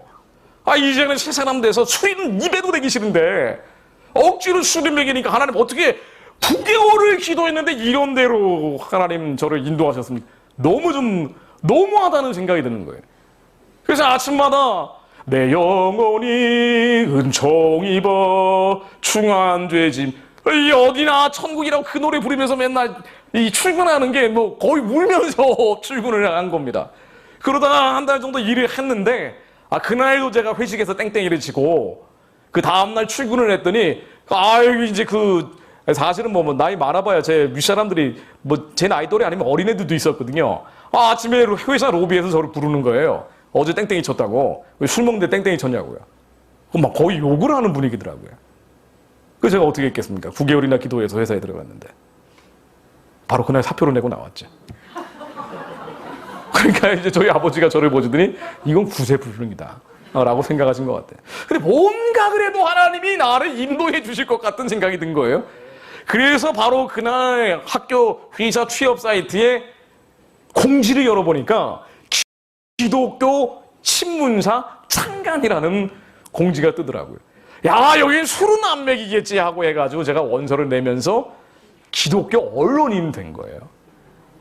그리고 거기 들어가니까 기독교 신문사 창간이라고 되면서부터 회사 창간 멤버가 되니까 여기는 일주일에 4일씩 예배를 드리는 거예요. 그리고 바로 그때 만난 게 탈북자들입니다. 저하고 탈북자들이 같이 일을 했어요. 그러니까 제가 알고 있던 북한하고 완전히 다른 거예요. 저는 하나님의 부르심, 주님께서 나에게 맡기신 선하고 기쁘고 온전하신 뜻, 이건 누구나 다 있죠. 성령께서 우리의 심령 가운데, 성령 없는 분이 있습니까 여기? 이 주리 그리스도를 인정하는 모든 자들에게 주님께서는 우리 심장 가운데 오시면서 우리의 영을 새로운 피조물을 거듭나게 하신다고요. 나는 그런 게 없어야 하나님이 나한테 시킨 일이 뭐가 있겠습니까? 아니죠. 이건 성경 자체를 부정하는 얘기죠. 하나님이 참남케 하는 일입니다. 하나님 모든 이들에게 하나님의 부르심이 있습니다. 택하심이 있어요. 이 땅에 살아가게 되는 목적, 이유, 당신이 누구인지에 대한 콜링이 있단 말이죠. 제가 그것이 있다라고 이제 확신을 하고 기자 생활을 시작하는데 탈북자들을 만난 거예요. 그리고 세상을 보게 되니까 제가 알고 있던 북한하고 완전히 달랐던 거예요. 게다가 예전에 제가 중학교 때 북한 방송 듣고 그쪽으로 나갈 만큼 나가봤거든요. 그러니까 김일성주의, 주사파가 뭔지 맛을 어릴 때부터 봤던 사람이에요. 그러니까 저는 20대 때도 그 도 닦고 다니던 시절에도 극단적인 반미주의자였습니다. 그러니까 주한미군이 철수하는 것만이 이 민족이 살 길이라고 여기고 있었어요. 왜냐하면 사회주의 공산주의 체제가 가장 이상적인 인류의 모델인데 요거를 막고 있는 게 뭐냐? 바로 미국 놈들 때문에 본 거예요. 자본주의는 돈과 물질만을 중시 여기는 가장 천박한 이데올로기고 이 이데올로기에 잡혀있는 사람들은 한국에서 축출되는 게 마땅하고 그들이 부정부패 세력이고 적폐라고 본 거예요. 저는 그런 생각을 가지고 있었습니다. 그런데 탈북자들 얘기를 들어보니까 북한은 인간 생지옥이더라고요. 심지어 신앙을 가지고 있는 사람들은 끝까지 추적해서 불시에 검문 검색을 해서 모두 다 구족을 멸족시키는 곳이더라고요. 세계에서 가장 기독교를 탄압하는 곳이자 심지어 노예 지수라는 통계를 내는 곳이 있는데요. 이 노예가 가장 많은 곳이 어딘가 하고 봤더니 북한이더라고요. 260만 정도가 노예라고 나옵니다. 북한 주민들이 250만 명이에요. 주민들의 10분의 1이 노예인데 사실은 북한 주민들 전체가 노예더라고요. 왜냐하면 예전에 일제시대에도요 도망을 갈 수 있었어요. 사람의 마지막 자유가 이동할 수 있는 자유입니다. 도망칠 자유. 근데 북한은 도망을 못 쳐요. 그러니까 조선시대의 말기부터 일제시대에 이르면서 한반도에서 먹을 게 없는 사람들은 만주로 가서 조선족이 됐어요. 연해주에 가서 고려인이 됐습니다. 조선족 고려인 들어보셨죠? 그런데 북한에서는 식량이 없어도 식량을 구하러 이동할 수가 없어요. 통행증이 없으면 이동을 못 합니다. 그래서 만주와 연해주로 도망가면 그게 탈북자가 되는 거예요. 북한의 가장 큰 범죄자가 되는 곳이에요. 이거는 가두리 양식장에 북한 주민들을 가둬놓고 양식하듯이 쥐어짜는 곳이에요. 그 사람이 살 수 없는 곳이더라고요. 근데 왜 북한은 저 지경이 됐고 한국은 이 정도로 잘 먹고 잘 살게 됐습니까? 그러니까 제가 예전에 알고 있던 지식과 정보와는 전혀 다른 거예요. 현실은 전혀 다르더라고요. 심지어 우리가 인도적 재혼이라고 하면서 북한에 가난하고 불쌍한 사람들 돕자고 한국교회가 열심히 하잖아요. 탈북자들은 절대 하지 말라는 거예요. 인도적 지원을 왜 하지 말아요? 고아원, 영아원, 빵공장, 국수공장 짓는데 왜 이걸 하지 맙니까? 저 굶주리고 있는 사람들이 있는데. 그래 알고 봤더니 그게 아니더라고요. 우리가 인도적 지원이라는 걸 하게 되면요 평양과 대도시에 지원을 하게 되는데 평양에 빵공장, 국수공장을 짓고 고아원, 영아원을 짓고 평양에 과학기술대학을 짓는다고 하고 평양에 심장병원을 짓는다고 하고 하는데 아니 평양이라는 도시가요 북한의 일반 주민들은 들어갈 수도 없는 곳이에요. 못 들어가요. 못 들어가. 아예 출입이 안 되는 곳입니다. 근데 굶어 죽는 사람은 어디서 나오는 거야 했더니 북한의 정치범 수용소라는 거 들어보셨죠? 북한의 정치범 수용소에 갇혀 있는 사람들이 23만 명입니다. 근데 이 정치범 수용소는 대부분 신앙을 가지고 있다가 끌려간 사람들이 많다 그러는데요. 예전부터 신앙을 가지고 있던 사람들이 끌려서 네가 언제 죽나 보자 하고 뭐 하는 곳이라는 거예요. 근데 23만 명의 정치범 수용소 말고도 노동교화소, 노동단련대, 구류장, 집결소, 깡판 온갖 이름으로 북한의 수용소 시설이 널려 있어요. 말할 때는 이 수용소 시설에 갇혀 있는 사람들이 100만 명이 넘는데요.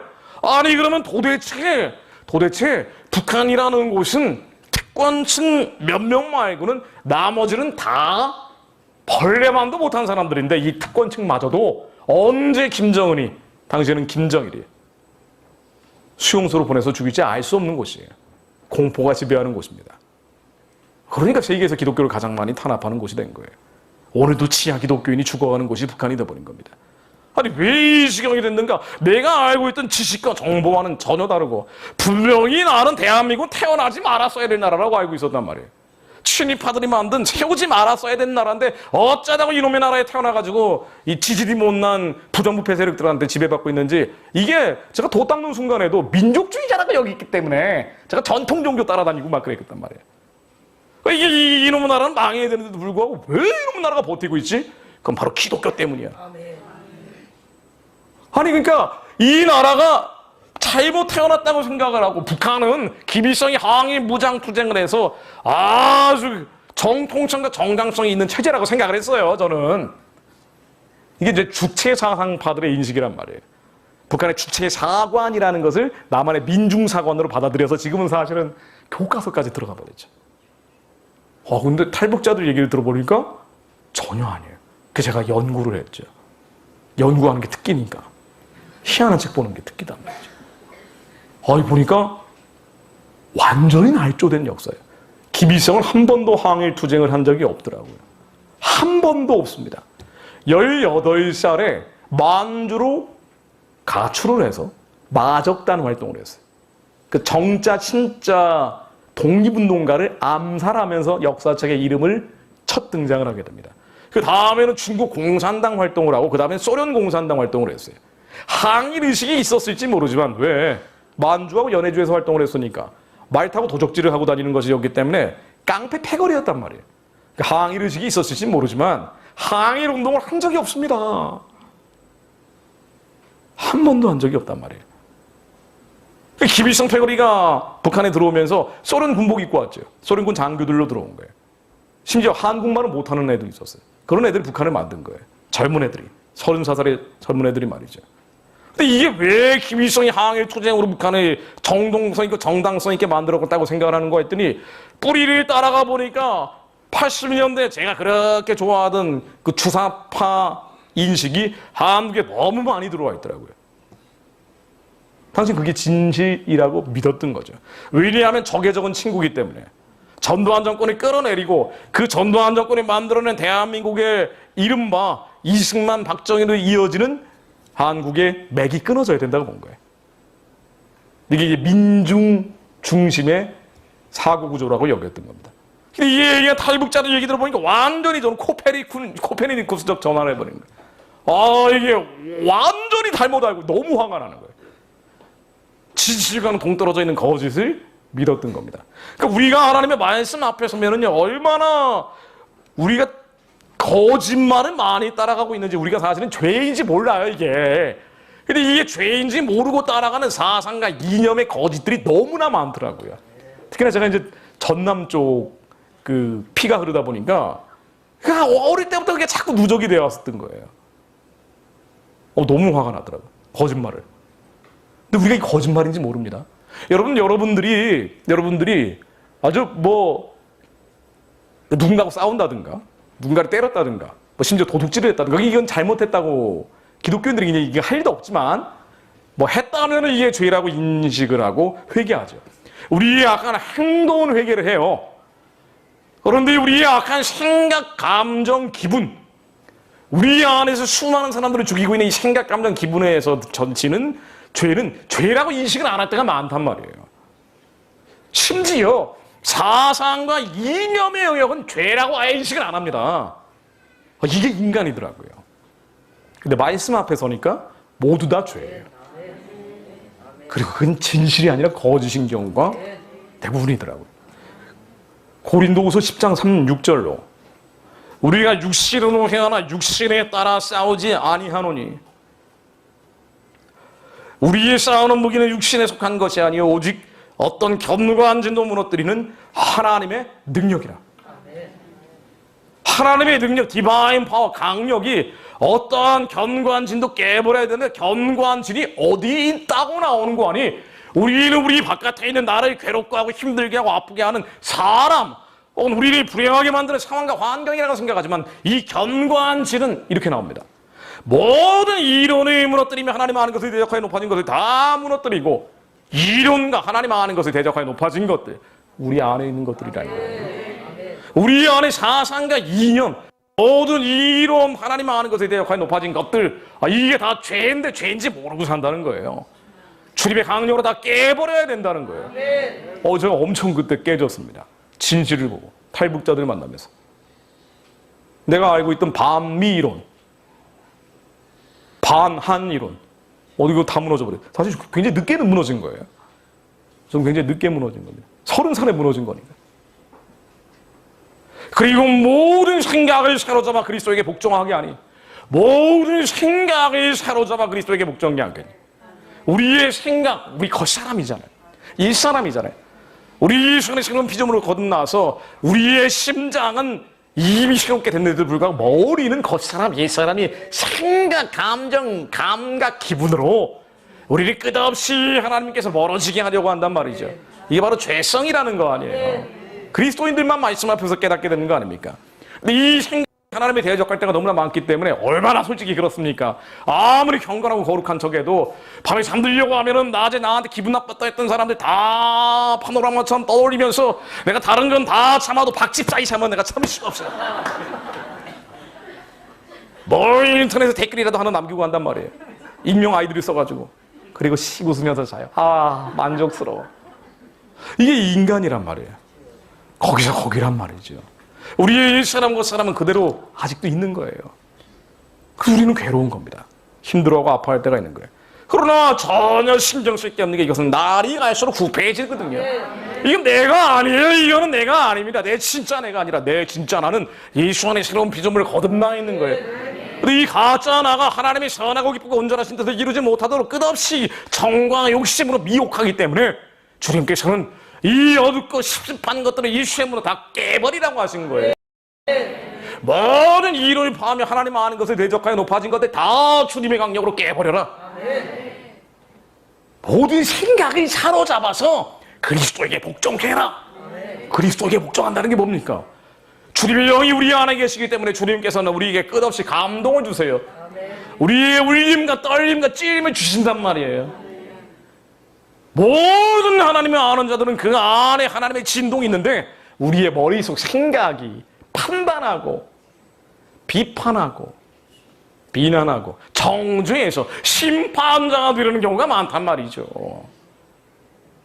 하나님의 영은 그게 아니라고 얘기하시는데 머리하고 심장이 불이 돼버린 일들이 벌어지잖아요.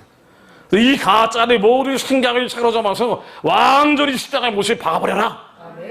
바로 그때 너희의 복종이 온전하게 될 때 너희 안에 모든 이론과 하나님 아는 것을 대적하여 높아진 것들과 모든 생각이 사로잡혀 그리스도에게 복종되게 될 때, 그래서 성령에 따라 살며 성령에 따라 행하는 자들이 될 때 우리가 성령에 사로잡혀 하나님께서 주시는 그 감동과 울림과 떨림과 찔린 대로 살 때, 바로 그때 이 복종이 온전케 될 때 우리를 복종시키라 했던 것들, 사실은 우리를 둘러싸고 있는 인생의 수많은 문제들이 이 복종치 않은 것을 벌하려고 준비하는 중에 있노라.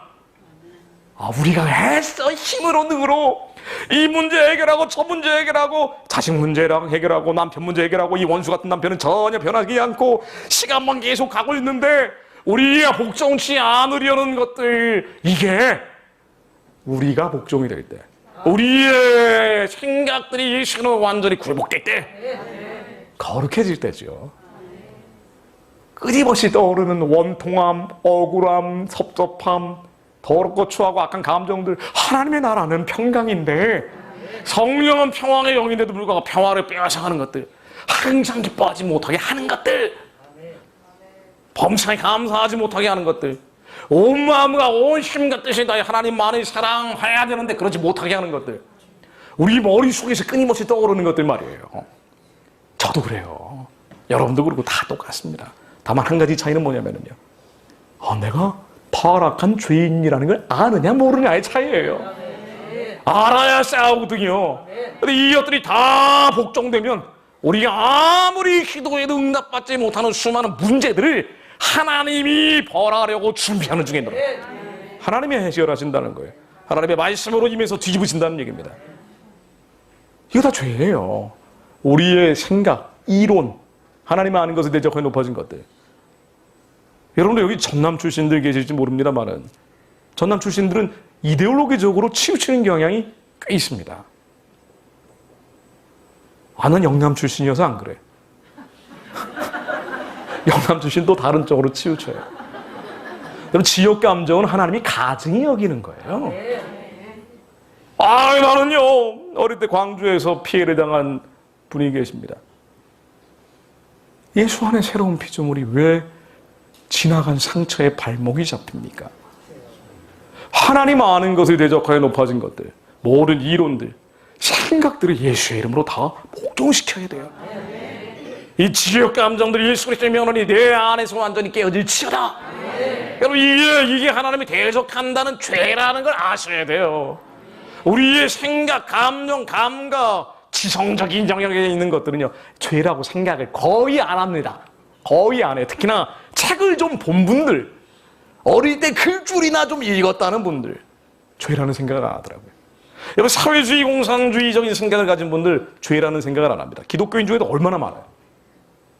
많습니다. 왜냐하면 사회주의, 공산주의가 약자, 소수자에 대한 배려를 하고 있는 것처럼 가장하고 있거든요. 이 사회주의, 공산주의라는 것이 하나님을 대적하는 대표적인 이론이라는 생각을 안 해요. 사회주의, 공산주의가 왜 나온 줄 아세요? 자본주의는 하나님 거냐 그렇게 반문하시죠. 그래요. 자본주의가 성경에 조금 더 가깝습니다. 제가 역사적인 얘기를 3분만 드려볼게요. 기독교인 중에도 사회주의, 공산주의가 옳다라고 생각하는 사람들이 사실은 절반 가까이 됩니다. 이게 지금 한국의 현실이에요. 근데 모든 우리가 선거를 할 때 사실은 체제를 결정하는 선거를 하는 거거든요. 우리가 자본주의를 유지할 것인지 사회주의를 할 것인지 체제를 결정하는 선거를 하는 거예요. 기독교인들이 절반 이상이 사회주의도 괜찮다 혹은 사회주의로 가야 된다는 생각을 하면 언젠가 한국이 그쪽으로 가게 돼 있습니다. 성경에서 얘기하는 것은요 철저하게 소유와 상속을 전제로 하고 있어요. 소유와 상속이라는 건 뭐냐면요 하나님의 율례와 율법과 계명을 지키면 하나님이 소유를 허락하신다는 거예요. 상속을 허락하신다는 거예요. 여러분들 이 땅의 물질이라는 건 다 꿈과 같은 먼지예요. 모든 체제는 다 불완전한 겁니다. 자본주의건 사회주의건 공산주의건 간에 말이죠. 잠시 잠깐 예수님 올 때까지 무엇이 조금 더 성경에 가깝느냐, 타락한 인간들이 운영하는 체제가 말이죠. 무엇이 조금 더 가깝느냐는 선택을 하는 거란 말이에요. 그런데 하나님께서 소유와 상속을 전제로 하고 십계명에서도 도둑질하지 말라고 말씀하신 것처럼 우리는 남의 것을 빼앗을 권리가 없어요. 그들이 아무리 탐욕스러운 기득권 세력이라 하더라도 그들로부터 빼앗을 권리가 우리는 없습니다. 오직 하나님만 가지고 계시단 말이에요. 인간이 심판자가 돼서 빼앗겠다는 거예요. 그걸 정의라고 얘기하는 겁니다. 그럼 빼앗긴 사람들은 그냥 빼앗겨요? 그래서 피부림이 나는 거예요. 사회주의 혁명을 하면. 하나님께서는 회개하라고 하셨지 돌이키라고 하신 거지 강제로 빼앗으라고 하신 적이 없단 말이죠. 우리는 진리를 선포하는 사람들이고 회개를 촉구하는 사람들이지 심판자가 돼서 정의를 집행하겠다고 하면서 부자들에게 뺏어서 가난한 사람들에게 나눠주겠다는 홍길동 같은 마인드는 인본주의라고 얘기하는 거예요. 그래서 하나님이 율법과 율례와 계명을 지키면 소유와 상속을 인정해주겠다고 하신 겁니다. 그래서 경계선을 지켜라. 네 것과 네 것은 반드시 소유의 경계가 있다고 하신 거예요. 근데 사회주의는 뭐냐면요 이런 불평등을 막는다는 이유로 경계선을 없애버리고 내 것도 네 것으로 만들어버리겠다는 거예요. 포도원에 문제가 많기 때문에 이 포도원에 벌레들이 있고 뱀들이 있기 때문에 전갈이 있기 때문에 이 포도원 자체를 뒤집어서 배밭으로 만들겠다는 거예요. 사과밭으로 만들겠다는 거예요. 이걸 인본주의라고 얘기한다는 거예요. 인간이 신의 자리에 가버리는 거예요. 사회주의 공산주의는. 그래서 마지막 때 종말의 때 적그리스도는 어떻게 나오는 거 아니 사회주의 공산주의 방향으로 가게 되면 반드시 나오게 됩니다. 적그리스도는 그런 통제사회 감시사회에서 나오는 거예요. 그래서 교회는 하나님의 경계선을 지키는 지위를 사수하는 기관이기 때문에 이 소유와 상속을 부정하는 사회주의 공산주의는 성경과 맞지 않다라고 선포하는 곳이에요. 근데 기독교인들이 사회주의 공산주의가 옳다 그러면 어떻게 돼요? 점점 사회는 그런 방향으로 가겠죠. 평등이라는 이름으로 네 것이 빼앗아서 내 것으로 만드는 공동체 사회가 될 거 아닙니까? 이런 세상으로 점점 가기 시작하면 바로 그런 곳에서 강한 권력자가 모든 소유와 상속을 독점하게 된다고요. 그래서 사회주의 공산주의 체제에서는 반드시 독재자가 나오는 거예요. 그가 신을 대체하는 거예요. 그가 바로 만몬의 신이 돼버리는 겁니다. 큰 성 바벨론이 되는 거예요. 그리고 이에 세계적으로 통합되기 시작하면 적그리스도 사회가 되는 겁니다. 그리고 한국의 사회주의 공산주의 이렇게 교회가 번성을 하고 하나님이 그 나라와 그 나라의 의를 구했더니 땅에 있는 먹고 있고 마실 것까지 축복을 해주셨는데 이것을 위해 하나님께서 영광을 돌리기 위해 세계 선교를 하기 뻗어나기도 바쁜 이때 사회주의 공산주의로 가자라고 얘기하는 사람들이 이렇게 많아지면은요, 한국이 어떻게 되겠어요? 적그리스도 통제 사회로 가는 거예요. 이게 코로나 3년 동안에 여러분들이 겪었던 바로 그 감시 체제 비스무리한 거, 통제 체제 비스무리한 거란 말이에요. 성경에는 분명히 이 소유와 상속을 전제로 하고 있기 때문에 예전에 중세 1000년 동안은요, 교황과 신부들이 말은 평등사회 얘기하면서 자기들만 호의호식하는 세상이었어요. 그래서 모든 나머지 사람들이 다 가난한 공동체를 만들어 놓은 겁니다. 근데 루터라는 사람이 나와서 아이 성경책을 보니까 어디 그런 세상 만들려고 돼 있느냐, 인간에게 자유를 줘라, 자유롭게 일하고 자유롭게 벌고 자유롭게 쓰게 해라, 다만 열심히 일해서 번 돈이 있으면 하나님 영광을 돌리기 위해 사용하게 해라. 이게 성경의 본질이다. 솔야 스크립투라, 성경으로 돌아가자라고 얘기했던 거란 말이에요. 그래서 사실은 자본주의 시작이 어디냐면요, 종교개혁이에요. 근데 이걸 시장경제라고 불렀죠. 근데 사회주의자, 공산주의자들이 비난하면서 너희들은 자본밖에 몰라, 돈밖에 몰라 그러면서 이름을 자본주의라고 별명을 붙인 게 지금은 굳어져 버린 겁니다. 사실은 시장을 통해 먹고 사는 거예요. 이거를 다시 깔뱅이라는 사람이 정리를 해서 이런 경제 질서야말로 자연 질서라고 이름을 붙였어요. 시장을 통해서 먹고 사는 경제가 이루어지는 것이 성경적이다. 만약 이것을 인간의 어떤 초월적 권한을 가진 사람이 평등하게 만들겠다면서 모든 것을 공동소유로 바꾸는 순간 교회가 먼저 망한다. 그래서 열심히 일하세요. 열심히 버십시오. 다만 여러분들이 버는 것은 반드시 10의 1만이라도 하나님을 위해 사용해야 됩니다. 근검 절약하고 청렴 결백해서 하나님께 영광 돌리기 위해 사용하십시오. 당신의 인생의 10분의 1을 사용하셔야 됩니다. 당신의 재산의 10분의 1을 사용하십시오. 그래서 세계 선교 시대가 나온 거예요. 성경에 조금 더 가까운 제자가 뭐냐고 물으신다면 자본주의입니다. 근데 우리가 우리 안에 하나님이 대적한 것들, 이놈들, 이데올로기들, 예전에 운동권도 아니었던 분들이 사실은 북한 방송 들어본 사람 내가 어릴 때 하나도 만나보지도 못했는데 그런 사람들 만나보면 다 자기가 좌파 빨갱이라고 얘기하더라고요. 잘 모르니까 그러는 거예요. 이게 우리 안에 이론 체계가 잘못되어 있다는 걸 잘 모르기 때문에 생기는 문제입니다. 모든 지식이 보아하는 예수 그리스도 안에 있는데 하나님이 무엇을 원하시는지 봐야 되는데 우리의 지적인 영역마저 통제돼야 되는데 이게 잘 안 되니까 죄인지 깨닫지 못하는 거예요. 그러나 주님은 말씀하십니다. 골로새서 2장 1절로 내가 너희와 라오디게아에 있는 자들과 물은 내 육신의 얼굴을 보지 못한 자들을 위하여 얼마나 힘쓰는지를 너희가 알기를 원하노니 이는 그들로 마음의 위안을 받고 사랑 안에서 연합하여 확신한 이해의 모든 풍성함과 하나님의 비밀인 그리스도를 깨닫게 하려 함이니 그 아래는 지혜와 지식의 모든 보화가 감추어져 있느니라. 내가 이것을 말하면 아무도 교묘한 말로 너희를 속이지 못하게 하려 함이니 예수 그리스도 안에 지혜와 지식의 모든 보화가 감춰져 있기 때문에 아니 골로새에 있는 경건한 자들에게 한 얘기예요. 성령을 심령 가운데 가지고 있는 자들이 지혜와 지식의 모든 보화를 더 깨달아야 된다고 얘기하는 겁니다. 그리스도를 깨달아서 지혜와 지식의 모든 영역, 우리의 지적인 영역도 하나님의 영에 통치받아야 된다는 거예요. 하나님의 영에 충돌하는 것들은 그러면 교묘한 말로 미혹된다는 겁니다. 하나님 우리 안에 하나님에 대적하는 이론과 이데올로기들이 다 예수의 이름으로 깨어지게 하옵소서. 사실은 자본주의는요, 시장경제죠. 이건 이론 체계가 아니에요. 이 자본주의 시장경제 따라가는 걸 우파라고 얘기합니다. 그리고 사회주의 공산주의 따라가는 걸 좌파라고 얘기해요. 자본주의 시장경제는요, 이론이 아니라 경험이에요. 사회주의 공산주의 같은 모든 것을 감시하고 분배하는 그런 이론 체계는 아니다라고 생각하는 저항 논리에 불과한 거예요. 시장을 통해서 자유롭게 먹고 사고 살게 해야 되는 거 아니겠느냐라는 경험 철학이라고요.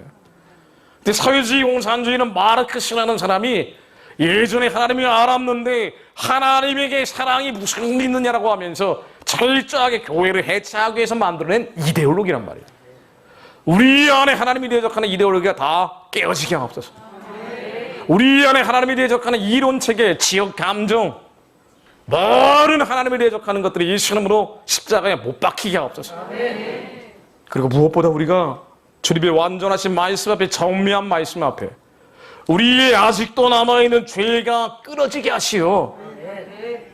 분리 하나님께서 우리 안에 선하고 이쁘고 온전하신 뜻을 행하고자 하시는데 모두 있다니까요. 하나님의 부르심이 다 있어요. 하나님이 당신을 통해서 받고자 하는 영광이 있단 말이죠. 난 그런 거 없어요. 나는 돈도 없고요, 배운 것도 없고요, 병도 많고요, 심지어 나이도 많아요.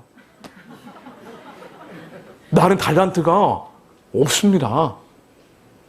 바로 그런 이들에게 주님께서 이 한 달란트 가진 자라고 얘기하시는 거예요. 다 10달란트, 5달란트 가지고 있죠. 우리가 현빈처럼 키도 크고 잘생겼으면 얼마나 좋겠냐 말이에요. 그럼 정말 많은 그리스도인들을 만들고 교회로 데리고 왔을 것 같아요. 제가 현빈처럼 생겨가지고 얘기하고 있으면 얼마나 선한 영향을 많이 미쳤겠습니까? 그리고 이거 아무리 봐도 나 혼자 볼 때 큰데 준우 재보면 작아요. 우리는 달란트가 없다라고 투덜투덜거리지만 그 달란트가 없다고 땅에다 묻어버린 이들에게, 그 달란트가 재주 아닙니까? 탤런트 아니에요.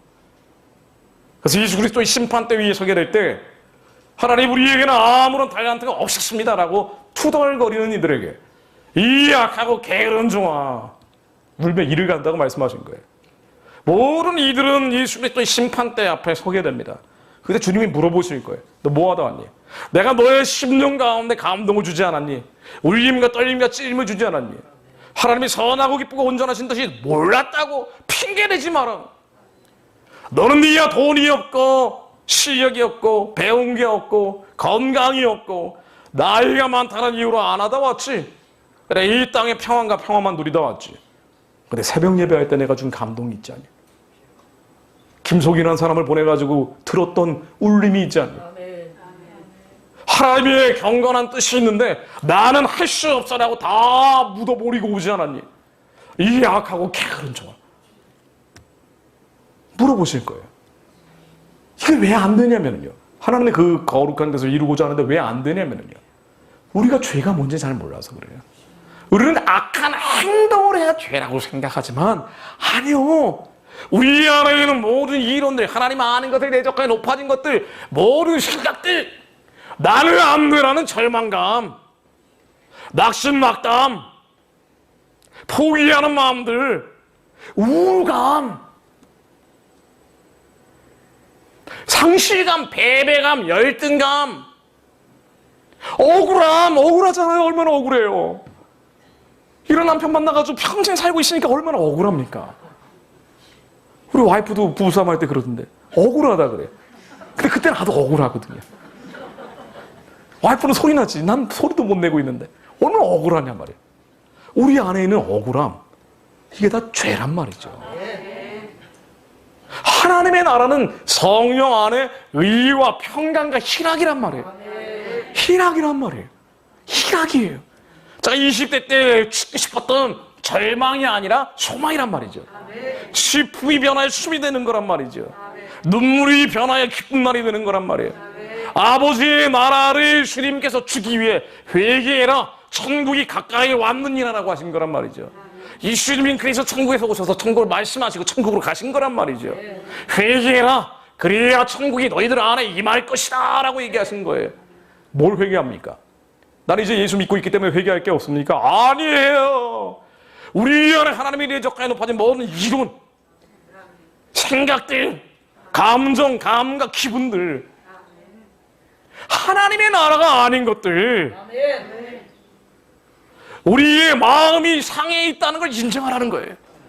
아프다는 걸 인정하라는 거예요. 병들어 있음을 인정하라는 거예요. 우리 영적인 환자들이라는 걸 인정하라는 거예요. 그래야 고쳐주니까. 수고하고 진진 자들이라 그래서 나에게 다 오라고 하신 거예요. 우리는 다 수고하고 진진 자들입니다. 상한 갈대들이에요. 꺼져가는 심령들입니다. 우리는 다 아무리 그럴싸한 것처럼 나는 의인이야, 나는 선한 사람이야, 나는 그럴싸한 사람이야 라고 목을 고추 세우고 있지만 사실은 안에는 마음은 다 무너진 자들이에요. 우리 자녀들의 문제로, 가족들의 문제로, 가문의 문제로 수많은 저주와 이 나라와 민족의 형편을 보고 있으면 더 머리가 찌끈찌끈거려서 피하고 싶은 사람들이란 말이에요. 우리 힘과 능으로는 도저히 감당할 수 없는 수많은 문제들에서 그냥 간신히 산소호흡기를 대면서 간신히 예수 이름 부르면서 버티고 있는데, 주님은 그런 우리들에게 너희들의 마음이 상하고 아프고 병들어 있기에 진짜 상한 사람들, 진짜 병든 사람들, 진짜 아픈 사람들, 우리 주변에 죽어가는 이들, 에스겔 34장 4절로 우리를 항상 마음이 상하고 아프고 병들어서 우리는 에스겔 34장 4절에 나오듯 너희가 그 연약한 자를 강하게 아니하며 병든 자를 고치지 아니하며 상한 자를 싸매어 주지 아니하며 쫓긴 자를 돌아오게 아니하며 잃어버린 자를 찾지 아니하고. 왜? 내가 제일 힘들고 아프고 괴로우니까. 우리가 환자들인데, 우리가 병자들인데, 우리 안에 하나님이 내적하여 높아진 모든 이론과 생각들이 이렇게 많은데 이게 죄라고 잘 모르니까, 아픈데도 아픈지 모르니까 주님 앞에 토설을 하지 않고 회개를 하지 않고, 우리가 어쩌다 실수한 그 행동만 회개를 하니까 그냥 힘들고 아프고 병든 상태에서 영이 무감각해진 거예요. 그러니까 북한에서 저렇게 많은 사람들이 죽어가는데 내가 어떻게 하겠어? 이렇게 되는 거예요. 내가 어떻게 하겠어? 내가 내 인생도 해결 못하는데. 청년들이 그러잖아요. 내 인생도 모르는데 무슨 북한에 죽어가는 동포들이야, 이렇게 나온단 말이에요. 자기가 제일 힘드니까, 자기가 제일 아프니까, 자기가 제일 병들어 있거든요. 근데 예수님께서는 그래, 너희들은 환자야. 그러니 회개라. 회개라. 회개라. 천국이 임하느니라. 그래서 10년 가운데 천국이 세워져야 된다고 얘기했었단 말이에요. 너희들 안에 있는 뱀과 전갈을 밟아버려라. 우울감, 상실감, 패배감, 내가 제일 힘들고 아프고 괴롭다고 생각하는 자기중심적인 연민들, 이거 다 죄니까 창피하지 말고 쪽팔려 할 필요도 없고, 우리 다 그런 사람들이에요. 이 어두운 습한 것들, 이 죄와 불법과 허물들 인정하고 예수 이름으로 다 깨버려라. 하나님의 아들이 그래서 나타나셨다. 죄를 씻는 자마다 마귀에게 속하나니. 너희들이 죄를 지어버리면 마귀에게 속하나니. 제가 마귀에게 속해 본 적이 너무 많아요. 근데 죄인지 몰랐어요. 저는 의분이라고 생각을 했어요. 정의로운 분노라고 착각을 했어요. 항상 한국의 교회와 목회자들을 향해서 이렇게 하면 안 됩니다, 정의로운 분노를 선포한다고 생각을 했어요. 근데 제 안에는 분노와 성냄과 짜증과 이 안타까운 마음들이 똘똘 뭉쳐서 저 영을 짓누르고 있는데 몰랐던 거예요. 이게 죄인데, 이게 죄더라고요. 성내는 자는 하나님의 의를 이루지 못한다고 했는데 성내고 있는 거예요. 그걸 정의라는 이름으로 포장을 해서. 하나님, 저희들 안에 있는 분노와 성냄과 짜증과, 그렇잖아요. 아니, 우리 자녀들이 한 번 말을 하면 안 들어요. 심지어 10번, 100번을 얘기해도 안 들어요. 군대에서는 10,000번 얘기하면 듣는다 그러더라고요. 그래서 군대에서 장교들이 했던 얘기가 기억이 납니다. 그 전에 먼저 우리는 화를 내죠. 성내는 것은 하나님의 의를 이루지 못하는데, 자녀들의 문제가 아니라 내 안에 있는 분노와 성냄과 짜증과 이 더러운 성격들, 이 더럽고 추잡한 악한 기질들 예수님으로 다 깨어질지어다. 하나님, 저희들이 죄에서 돌이키게 하옵소서. 주님께서 회개하라, 천국 임할 것이다 라고 말씀하신 것처럼 저희들 안에, 성령 안에 평강이 이루어지게 하옵소서. 우리의 상황을 탓하고 환경을 탓하고 문제를 탓하는데 문제가 아닌 거예요.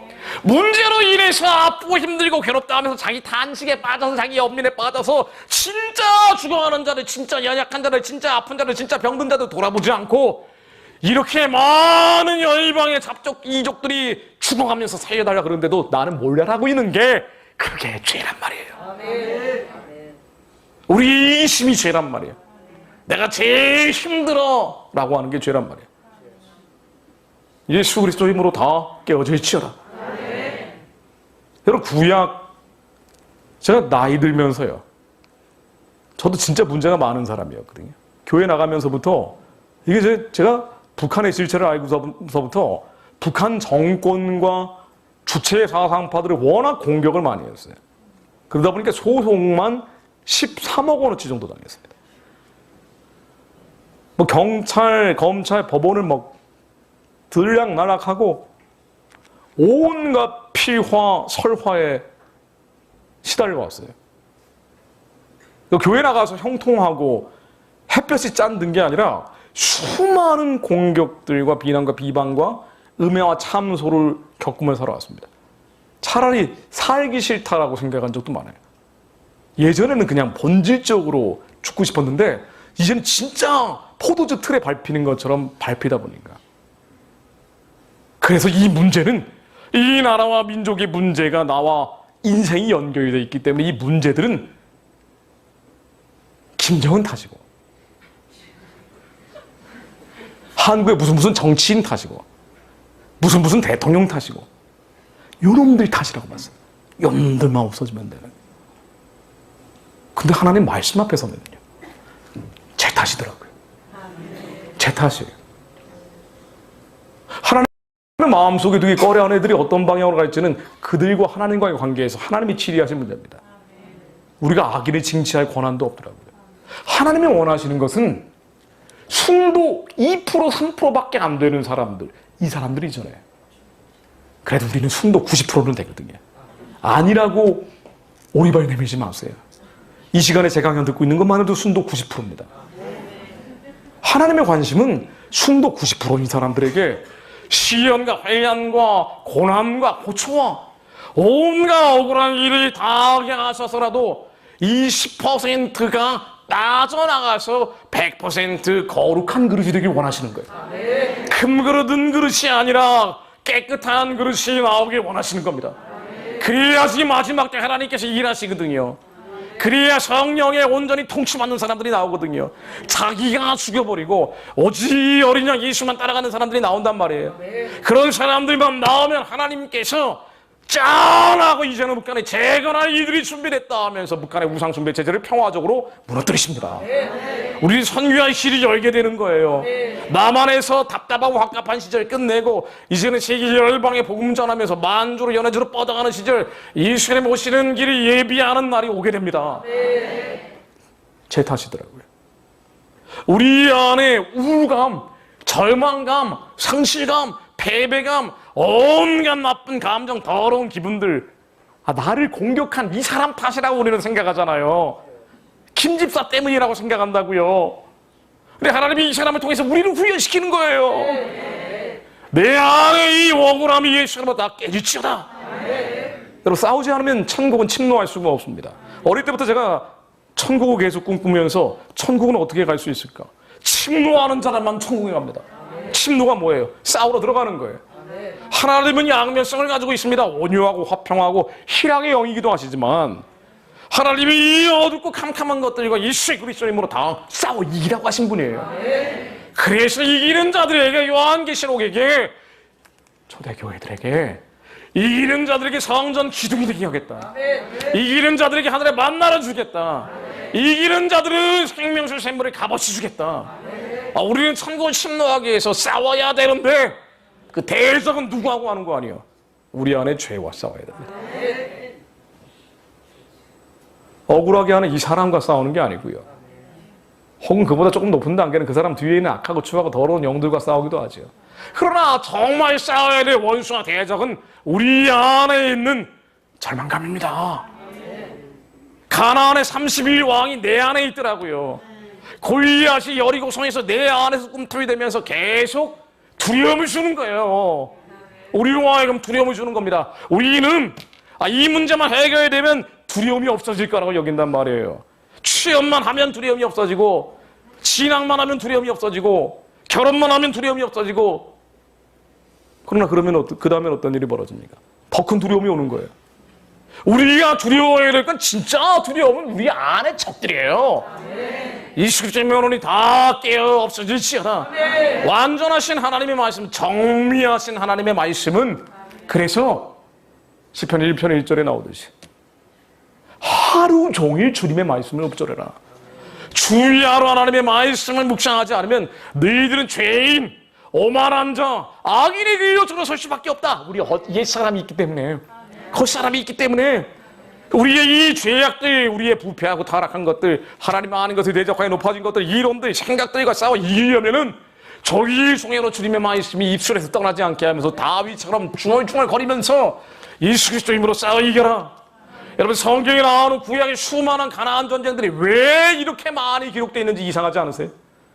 여러분, 신약의 말씀들은 우리에게 명확한 감동을 줄 때가 많지만 구약의 말씀들은 와닿지 않을 때가 많잖아요. 근데 사실은 말씀 앞에 서다 보니까요, 구약에 나오는 수많은 전쟁들은 우리 마음에서 벌어지는 전쟁들이더라고요. 영적인 전쟁들이에요. 영적인 전쟁이 이거예요. 사실은 예수 그리스도의 면허니 사무엘하 22장에 나오듯 다윗이 승전가를 불렀듯이 우리는 예수 그리스도 이름으로 우리 안에 원수 대적들을 거리의 진흙처럼 밟아 헤쳐버리고 이기는 자가 되게 하옵소서. 하나님의 말씀이 떠나지 않으므로 내 안에 이 온갖 더럽고 추하고 악한 생각, 감정, 기분들 판단하는 마음들 알아요. 여기에도 저를 얼마나 판단하고 계시는 분들 진짜 압니다. 저건 아닌데 저거. 내가 읽은 책은 완전히 다른데. 여러분, 마음속에 하나님의 영이 어떻게 감동을 주시는지 마음에 하나님의 인도하심을 따라가십시오. 머리로 사는 자가 아니라 심장으로 사는 자가 되게 하옵소서. 우리 심령 가운데 계신 예수 그리스도 이름으로 머리에서 일어난 수많은 잡념, 망상들, 제가 20대 때요 이거 없애보려고 온갖 미친 짓을 다 해봤어요. 이게 바로 마음 아니에요. 겉사람이 속사람에 영향 주고 있는 중간 얼개 같은 게 바로 마음이라는 거란 말이에요. 이 마음을 어떻게든 고쳐보려고 온갖 짓을 다 해봤는데요, 마음을 고치는 분은 예수 그리스도밖에 없습니다. 우울증을 산에서 수행한다고 어떻게 고쳐요? 더 미쳐가는데. 우리의 마음이 고치는 분은 예수 그리스도 외에는 없습니다. 그래서 주님은 명령하십니다. 사무엘하 22장 30절로 내가 주를 의뢰하고 적진으로 향해 달리며 내 하나님을 의지하고 성벽을 뛰어넘나이다. 내가 내 심령 가운데 계신 예수 그리스도를 의지하고 적진으로 달리며, 적진이 마음만이에요. 우리의 마음에 있는 온갖 불안감, 걱정, 근심, 염려, 우리의 염려, 중독증을 예수 이름으로 다 깨어질지어다. 여러분들 문제가 아니라니까요. 여러분들 질병이 문제가 아니에요. 가난이 문제가 아닙니다. 여러분이 어려워도 저처럼 당해본 사람들은 없어요. 사실 별로. 제가 지금 한 1000분의 1의 어려움만 30, 40대 겪었던 일들을 얘기하고 있습니다만, 아무리 배신을 당해서 나처럼 배신당해본 적은 없을 거예요. 특히 배신하기 좋은 캐릭터예요. 어리숙해서. 그런데 하나님은 뭘 원하시는 거 아니에요?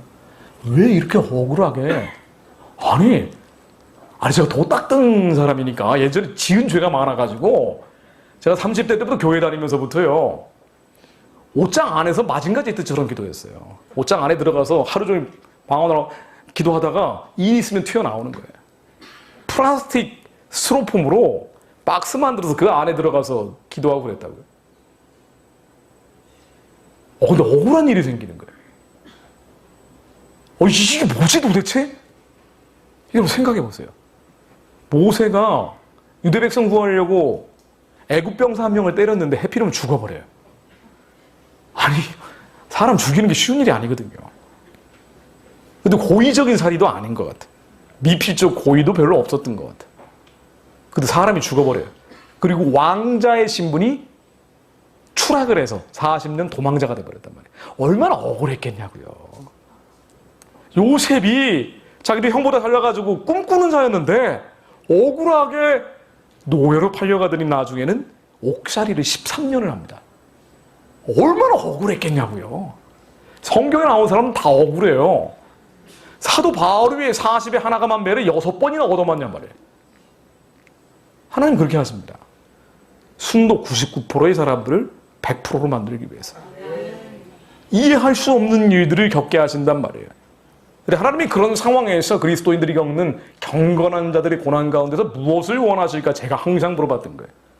하나님은 그 상황을 바꾸고 환경을 바꾸는 게 아니고요. 내 안에 절망감을 죽이기 원하시더라고요. 이게 예수 이름으로 다 깨져서 내가 오직 예수 그리스도만 의시하여 내 마음판에 하나님의 말씀이 달리게 하시고 주님의 말씀에 의지하여 내 손을 가르쳐 싸우게 하시는 주님의 말씀에 의지하여 내 팔이 도다리 당기는 도라는 말씀처럼 오직 예수 그리스도의 이름에 의지하여 땅에 튀겨이같이 걱정, 근심, 염려와 두려움과 공포를 다 깨뜨릴지어다. 완전히 거리의 진흙처럼 깨어질지어다. 철장으로 질그릇 깨어져서 다 부서질지어다. 남자 청년들 음란과 싸워 이겨야 됩니다. 하나님이 주는 경건의 싸움이에요. 지면 끝나는 거예요. 싸우다 보면 재밌어요. 우리 안에 죄가 일어나서 이게 죄가 드러날 때마다 마귀에게 속해버린단 말이에요. 귀신들이 이렇게 벌리는 게 아니란 말이죠. 우리 안에 죄가 성냄과 분노와 짜증이 있는데 이게 드러나서 말이 돼버리고 행동이 돼버리면 죄를 지어버리고 그때 마귀에게 속한다고 요한일서 3장 8절에 나온다고요. 이 죄가 일어나려고 할 때마다 예수 그리스도 이름으로 밟아버리세요. 예수 그리스도 면허이 완전히 숨겨지었디어다. 예수 그리스도 면허이 완전히 박살날지어다. 예수의 피를 뿌리고 그 가운데 마시는 자들이 되게 하옵소서. 그때 평강이 옵니다. 그때 평화가 오는 거예요. 하나님의 나라가 우리 안에 서게 하시고 주님 나라 안에서 성령 안에서 그 기쁨 가운데서 하나님의 말씀을 선포하게 하시어 주님의 부르심, 내 인생을 향한 하나님의 부르심, 걱정, 근심, 염려 가운데서 기도하는데 그게 응답받을 리가 있습니까? 평강 가운데서 시온의 보좌 앞에 나아가서 예수 그리스도 안에서 하나님의 약속을 선포함으로 실제 기업이 되게 하옵소서. 우리 인생에 있는 모든 어둠의 장막들이 예수 이름으로 다 열릴지어다. 문무라 머리를 들지어다. 하나님의 약속이 실제의 기업으로 이루어질지어다. 싸워 이겨야 됩니다. 이기는 자들이 나와야 돼요. 하나님이 원하시는 것은 이 세대에 이기는 자들입니다. 나이가 적든 많든 말씀으로 이기는 자들, 예수 그리스도 완전하신 말씀이신 예수 그리스도 이름으로 싸워 이기는 자들이 일어나면은요, 대통령이 누가 되든 한국교회가 타락했다, 부패했다, 사실은 저도 그거 지적을 합니다. 우리가 그에 미혹되면 안 되기 때문에. 그러나 그런 상황과 상관없이 내가 죄와 싸워 이기면, 여러분들이 죄와 싸워 이기면 먼저 자녀들이 변화됩니다. 가정이 변화됩니다.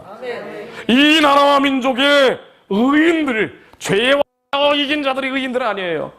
의인들이 일어나면 하나님께서 기름 부으셔서 소돔과 고모라의 의인 10명이 있구나, 하나님의 심판의 칼날이 한국을 비껴나갑니다.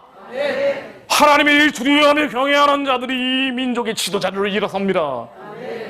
우리가 주님과 싸워 이기는 승리자들이 되면 그들의 선포를, 연합된 선포를 통해서 하나님께서 말씀으로 한반도 위에 임하십니다.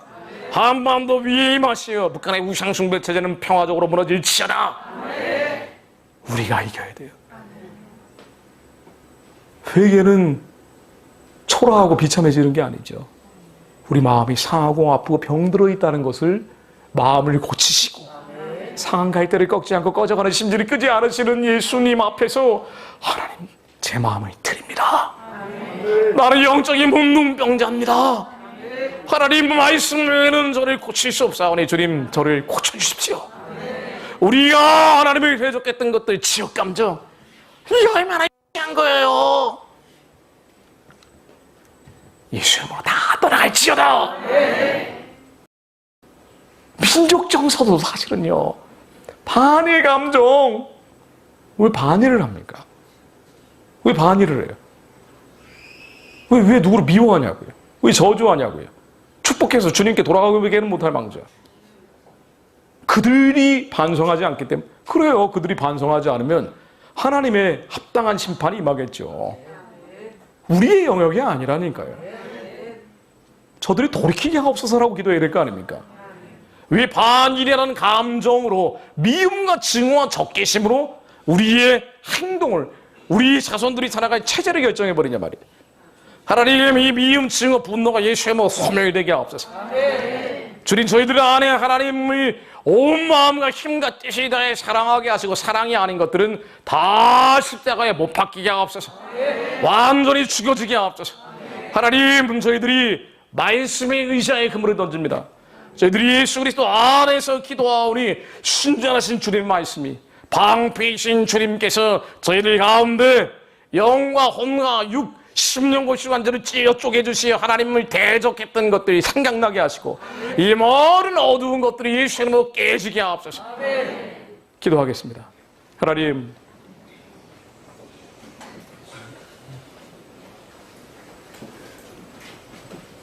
저희들 안에 하나님의 영이 오시어 예수 그리스도 안에서 새로운 피조물로 저희들을 거듭나게 하시니 감사드립니다. 우리 심령 가운데 하나님의 영이 저희들에게 감동을 주시고, 저희들이 성령에 따라 살며 성령에 따라 행하는 자들이 되기를 원하오되, 우리 머릿속에 이 사람은 아직도 하나님이 대적하는 생각과 이론과 감정과 감각과 기분들, 망상과 망념들이 아직도 많습니다. 우리 힘으로는 이 생각을 다스릴 수 없습니다. 걱정, 근심, 염려를 몰아낼 수 없습니다. 근심이 또 다른 근심을 만들고 염려가 또 다른 염려를 낳을 때가 너무나 많습니다. 두려움 안에 빠져서 헤어나지 못한 채 인간의 방법으로 이 두려움을 벗어나 보려고 아둥바둥 때가 얼마나 많은지 모릅니다. 그러다가 나중엔 찾고 찾다 마지막에 주님을 찾을 때가 또 얼마나 많았는지, 하나님, 저희들이 그런 자들입니다. 그러나 하나님, 저희들이 안에 예수 그리스도께서는 완전하신 분이기에 저희들이 하나님께 속하였고 또 세상을 이겼나니 우리 안에 계신 이가 세상에 있는 이보다 크심을 믿습니다. 예수 그리스도의 이름으로 명하노니 우리 안에 있는 걱정, 의심, 염려와 두려움들은 다 떠나갈지어다. 이 불안감, 초조함, 상실감, 하나님, 지난날에 부정적 경험으로 인한 상처와 쓴뿌리들 예수 그리스도의 명하노니 다 떠나갈지어다. 증오와 미움의 감정들 예수 그리스도의 명하노니 다 떠나갈지어다. 이 타락과 추억과 악한 감정들이 다 떠나갈지어다. 하나님이 대적하는 이론들, 사회주의, 공산주의, 유물론, 하나님이 없다는 이 유물론 예수 그리스도의 명하노니 다 떠나갈지어다. 민족주의로 가져가고 있는 주체, 사상의 이데올로기들까지 하나님, 우리는 인식하지 못하고 있는데 친화론적 사고구조를 포함한 모든 인본주의 사고구조들이 예수의 이름으로 깨지고 부서지고 무너지게 하옵소서. 두려움이 떠나가게 하옵소서. 청년들에게서 떠나가게 하옵소서. 노년들에게서 사라지게 하옵소서. 우울감이 예수 그리스도의 명하노니 다 떠나갈지어다. 하나님, 저희들에게 말씀으로 임하여 주옵소서. 말씀으로 임하여 주옵소서. 주님 이름 3번 부르며 기도합니다. 주여!